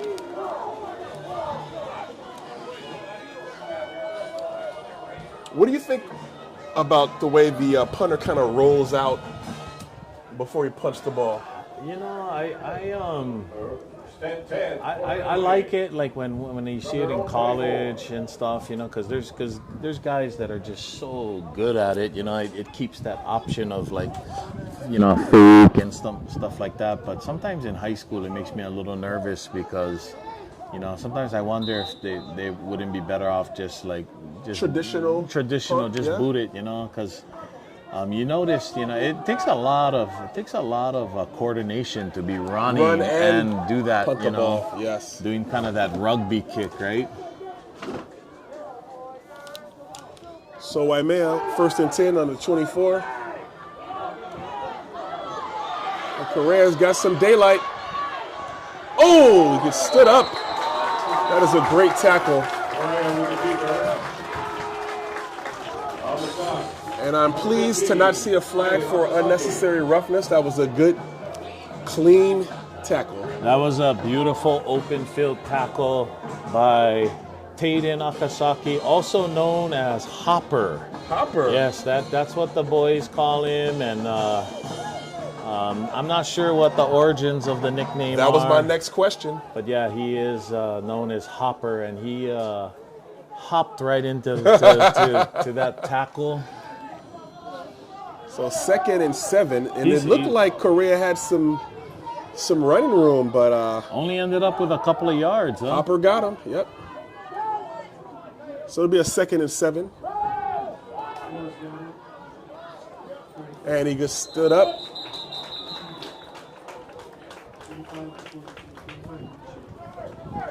Looks like he stopped right about the 25-yard line. See where they spot it. Oh, we're going to give him a little bit more than that.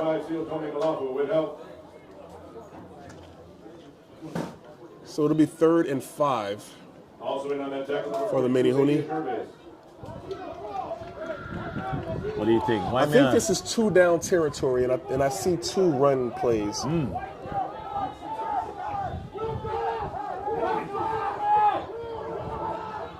So Waimea is set up in trips, but we'll see if they actually pass the ball. Oh, they do.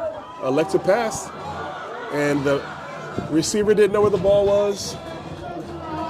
It looks like they're just throwing it up. I don't...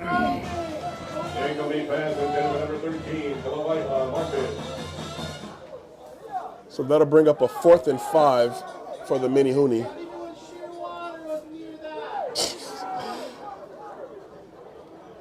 You can hear somebody in the audience say not even a Shearwater was near that. Yeah, I tell you, some of the things we hear up here. One of the things I didn't expect today at the field was going to be endangered bird humor. Endangered bird humor. That's never a dull moment here at Brian Baptiste football field, the stadium. So Menehune, oh, nice punt. Great punt. Oh, nicely up. There's a flag.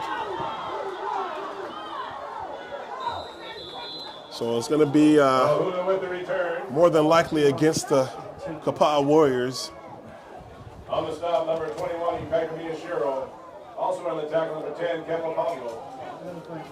So Miyashiro and Pablo with the one thing about tackle there. Ahuna, he is elusive. On every single time he touches the ball, he just will not go down with the first tackle. First contact is not going to get it. Yeah, he is slippery in a good way.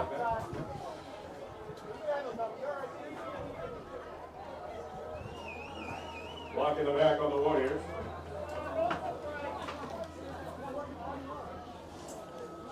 You know, as I look out at the coaches, I gotta say, I look at the Kapaa coaching staff. There's one guy who really stands out to me as someone who I think could suit up right now and be very good, and that is Enoch McCaig. Oh yeah, Enoch is, man, that guy looks in top shape. He has a presence about him, doesn't he? And if you were trying to find someone who would be least likely to be able to put the pads on, that would be Mr. Calvin Paleka for sure. And I'm sure you say that with love. Oh, man, we got a flag. Probably some kind of illegal shift, illegal procedure. So the Warriors have to be careful, even though they do have a 7-point lead with 7 minutes left in the game, just under 6:59. These penalties are racking up, and they keep moving further and further back towards their own end zone. Yeah, so they're going the wrong direction.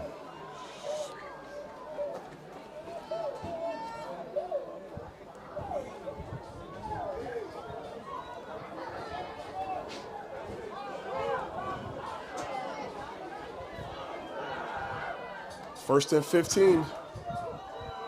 Oh! Who knows the ball carrier?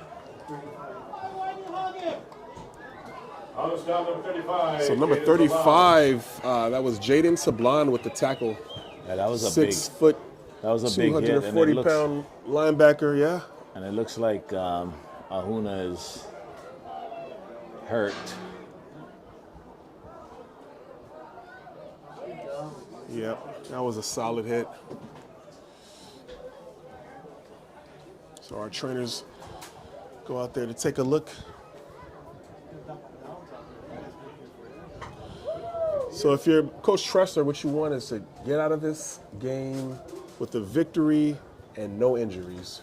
Yeah, I mean, I think at this point, number one priority, get out of this game with the W.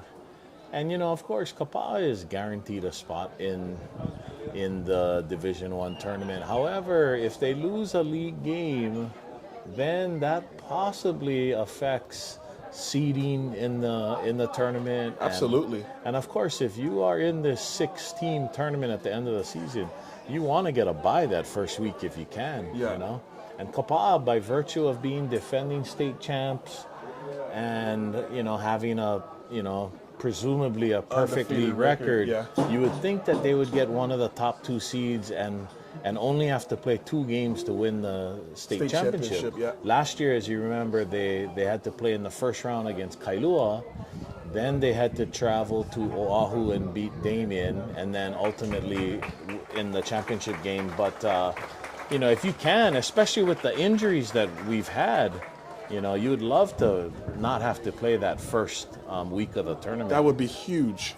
But if you lose a game in league, then, you know, the people that are doing the seedings or whatever, they start looking and going, hey, maybe Kapaa's not as good as they were last year, you know?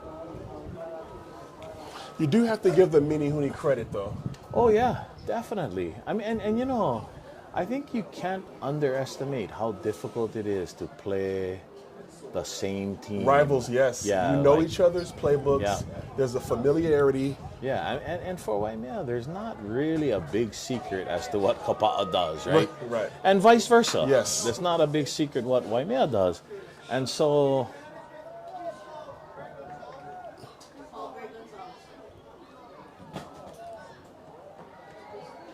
I am, Greg Gonzalez, please, to the middle of the field. Greg Gonzalez to the middle of the field, please. so I am surprised that, so I was going to say, I'm not surprised that the game is kind of a low scoring because the defenses kind of know what the other team is going to do. They are calling for game management, which means basically the athletic director. So that normally means there's somebody in the stands that's being unruly or that needs to be dealt with. So let's see what happens here. I don't think it's me or you, Rob. I hope not. I hope not. I don't think it's me or you. I mean, Got the refs listen to the broadcast. What did they say about flags? yeah.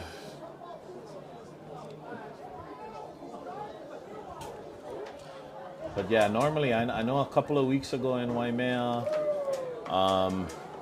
there was an issue with a fan, and they had to call the Waimea AD out, and they ended up asking a fan to leave the field, to leave the stadium actually. So I would say out of all the sports, out of all the high school sports, probably football fans are going to be the most passionate. that's If I a can nice use way that of putting word. it. That's very judicious use of the word, of a word. Yeah, I mean, there's passion, and certainly we all want to have, fans that are passionate, players that are passionate. But, when you start calling out referees' names and you start, saying derogatory things to And making it referees personal. and making it personal, then you've crossed the line, and Agreed. and you need to be removed. I don't know that that's what's happening here, but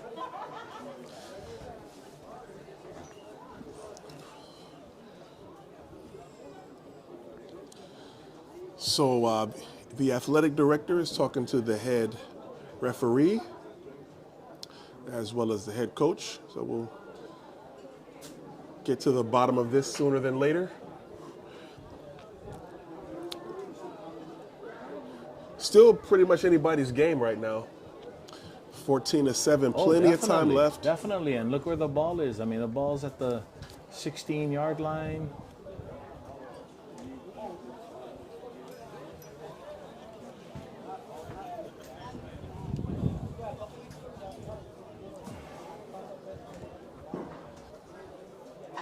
And again, we talked a couple of times about the energy of the game getting sucked out. Yes. I mean, an incident like this, definitely. I mean, we're only speculating. We don't know exactly what's happening. But normally when game management is called for, it's because somebody in the stands is not behaving.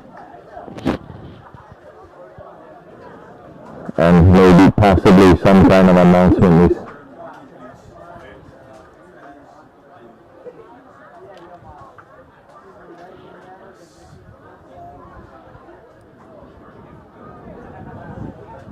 So the athletic director is up in the booth. He's telling the in-house announcer to give another announcement of the importance of sportsmanship. Best sportsmanship.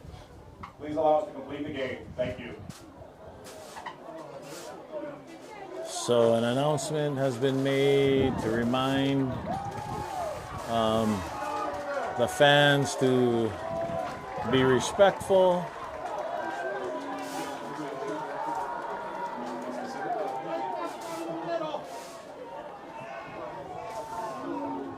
And of course the Warrior fans would like to hear that. Yeah, my guess is they probably were hearing some things, but don't know exactly who was doing it. So at this point, they had to make a general announcement. That seems to have put the life back into the game. Yeah, I was just about to say there's some energy in this place now.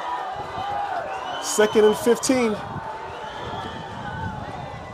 Both benches are pretty fired up. And it looks like Kapaa trying to catch Waimea off. And there's a keeper. And Waimea not fooled at all. On the start, number 5, Molly Bunga. So Waimea with the stop. Jaden Sablan.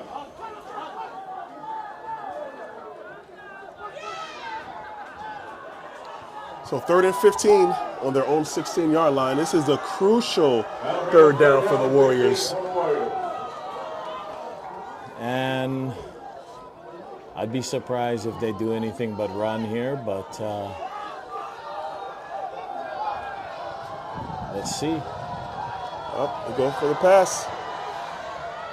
And it's a completion. And it looks like he's close to that 1st down. And that was number 7, Titan Leong. And I love that the Warriors just proved me wrong. However, even though they got a nice gain there, they still were short of Little 1st shy. down. So they're going to have to punt here. I would think you got to punt here. You do, and I know the Warrior fans are probably thinking it's short enough, we can go for it. But at this point of the game, this is a smart play. Yeah. You want to point the ball, get it out of your end of the field, try to pin Waimea back, and let your defense work. And who knows, you might get a turnover. But I'd like to see a traditional punt, but he's going to roll out again.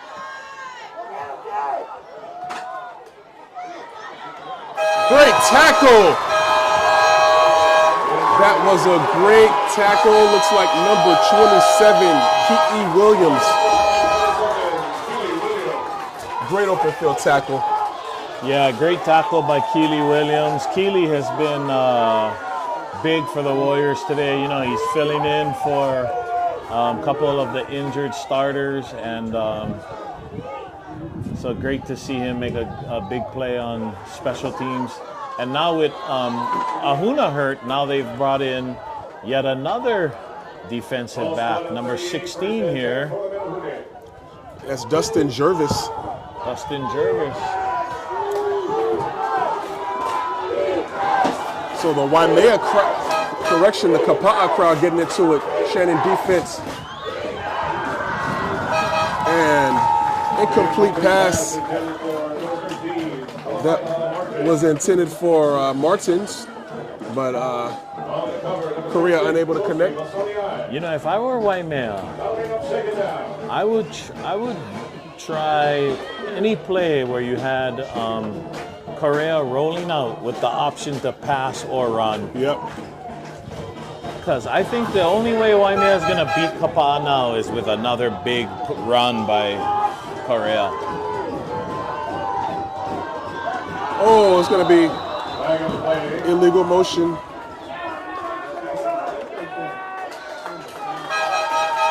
I think Kapaa, the defensive line flinched and the offensive player saw him. But you got to be disciplined. You got to watch the ball.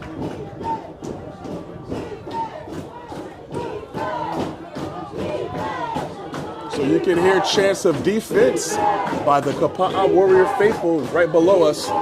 That'll bring up a 2nd and 15 for the Mini-Hoon.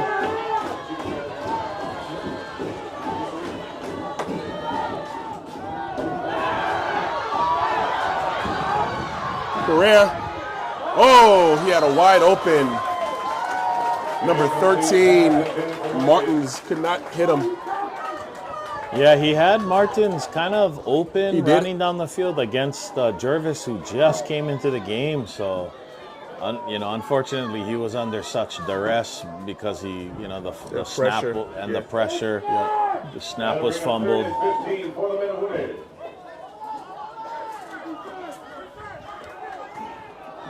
So we're looking at a 3rd and 15 for Waimea from the 33-yard line.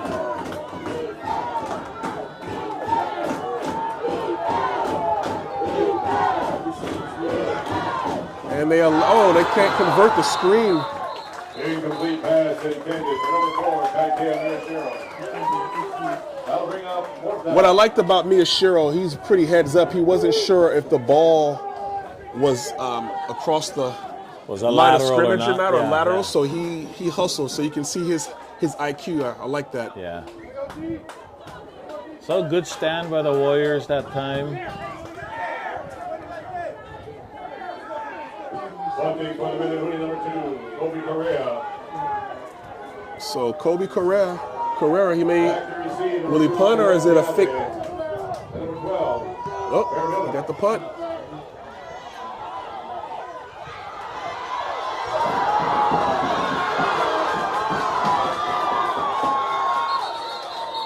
And a great return by the Warriors. I was wondering if he would do a fair catch, but it looked like he thought about it. Thought about it. His hand kind of came up a little bit, but then, nah, I got this. Yeah.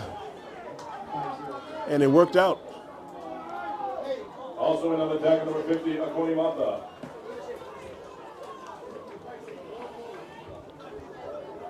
Well, you'd think if Kapaa can get, you know, at least 1, maybe 2 first downs here, they should be able to ice They should seal the deal, yeah.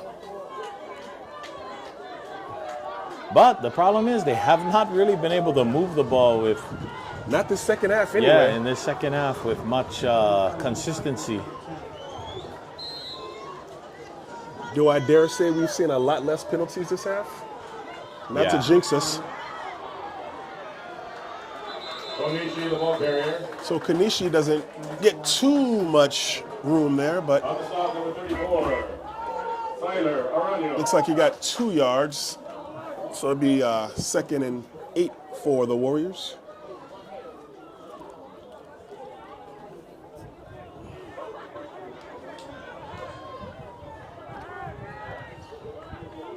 clock continues to run.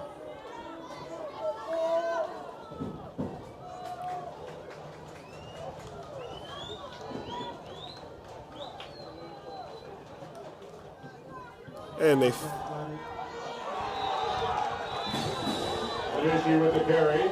so Kanishi with the carry doesn't get much. On the stop, number 34, Siler Arundel.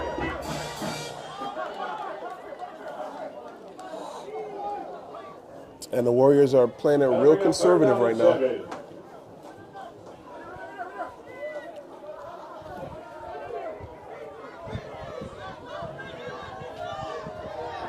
Do they run the ball here, or do they? I kind of think you have to. Looks like he's going to pass, though. Unless it's a keeper. We'll see. And there's a keeper. First down. And once again, Kaiton Munden. And the Warriors needed that. Now they got a little breathing room. Yeah, that was a big play, which, you know, if you're Waimea now, you're probably going to have to start, you know, use your 2 timeouts and try and stop the clock here. Let's see what they do. Yeah, they're going to have to gamble.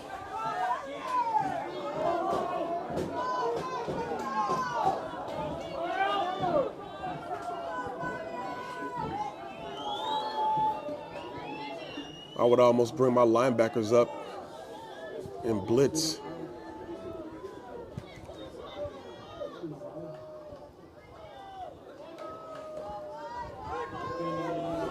And Munden keeps it again. I mean, if you're Waimea, you have to think that Kapaa is going to be conservative, considering the amount of time left on the clock, where they are on the field. Also on the tackle, number 8, Dryden. I'd be bringing everybody. Yeah. I mean, there really is no reason for them to put the ball in the air right now. None at all, yeah. I'm surprised that Waimea didn't call a timeout, but of course, if Kapaa gets a first down here, it's going to be a moot point. Yeah. So it's 2nd and 6.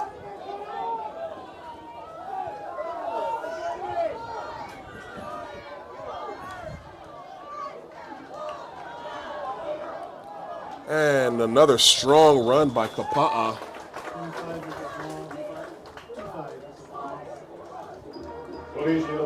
So Isaiah Konishi, the 5'9" senior. Another flag, though. Flag on the play.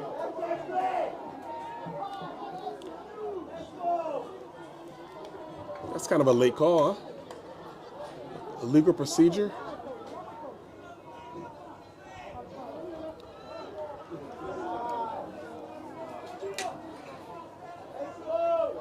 That's kind of a late flag, I thought.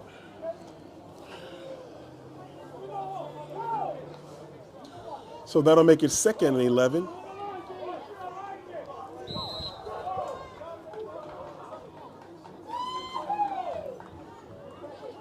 Still, I'm surprised Waimea hasn't Called a timeout. called the timeout. Yeah, time is not their friend right now.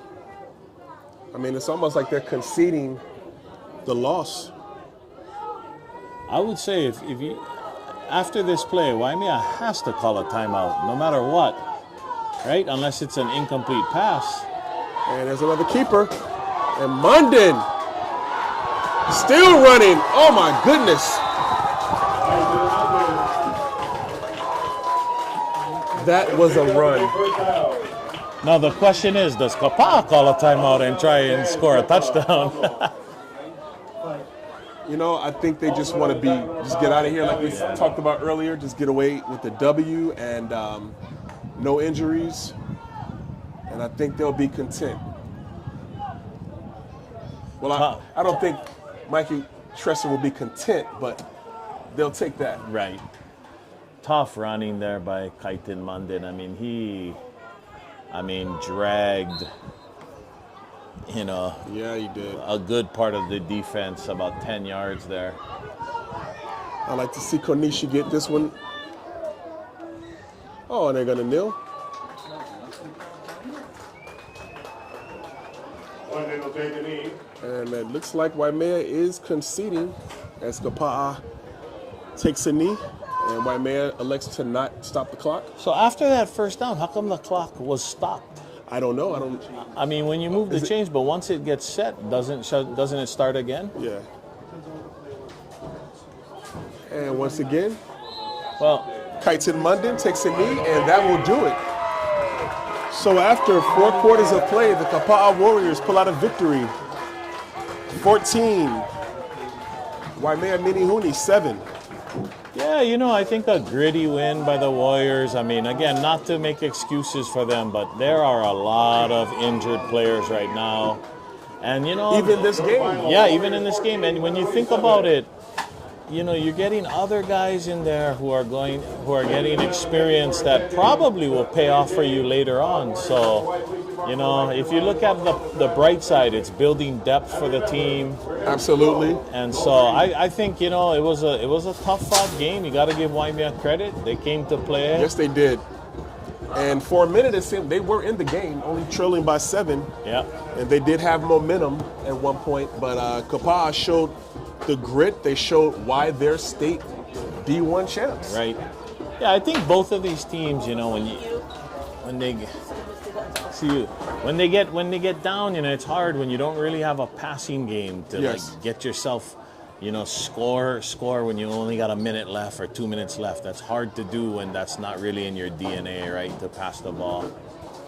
But I mean, a lot of credit to Waimea. I was really impressed with Kobe Correa today. Yes. He's just an athlete. He is. He's gritty. But yeah, I give credit to the Kapaa defense as well. They For did as- their job. Yeah, They for did as their many job. people that they're missing, they did their job, and I felt coming into this season that a healthy Kapaa defense is one of the top defenses in the state. So hopefully Well everybody said. can get back. Yeah. And hopefully we can get them back prior to the state playoffs, so they can at least get those reps in. Right. Yeah, I mean they get 2 weeks until their next game now, which could not have come at a better time. Yeah. If I was, I don't know how Coach Stresser will play it, but I'll probably give the boys a day or two off next week Just to recuperate. just to recuperate. So speaking of 2 weeks, their next game will be against the Kauai Red Raiders, October 25th. Here in Kapaa. Here in correct? Kapaa, yes sir. Yeah, and then the week after that they'll be in Hanapepe for the season finale. Season finale, yep. That'll Against be Waimea. Waimea Mini-Hoon. So any closing thoughts before we sign out here? No, just was a pleasure to be here with you today, Rod. Thanks again to Chris. Ginger, Tiare, Kai, Haley, and of course Mr. Sandro, the Kapaa High Media team for making this happen. Yes. Coming out on a Saturday and allowing people to be able to watch live who couldn't come to the game, as well as all of these kids being able to watch themselves 10, 20, 30 years from Yeah. now. Absolutely. Well, on that note, I want to thank you, Matt, for joining me and sharing a lot of your football wisdom and knowledge. It's always a pleasure, whether it's the volleyball courts or the football field. You're a wealth of knowledge. I don't know. I I don't know always about. enjoy. I don't know about that. You gotta fact check me after this game on almost everything I said. But no, I mean it's a pleasure to be here and to help document this game. And like I said, thank you, Rod, too, for your service to our school, our community, and I think at the end of the day, a win is a win. A win is a win. We'll And take it. Kapaa is now 4-0 in league play, right where they want to be. That's it. All right. And on that note, we will be signing out. You folks have a lovely rest of your weekend and stay safe and aloha. Aloha.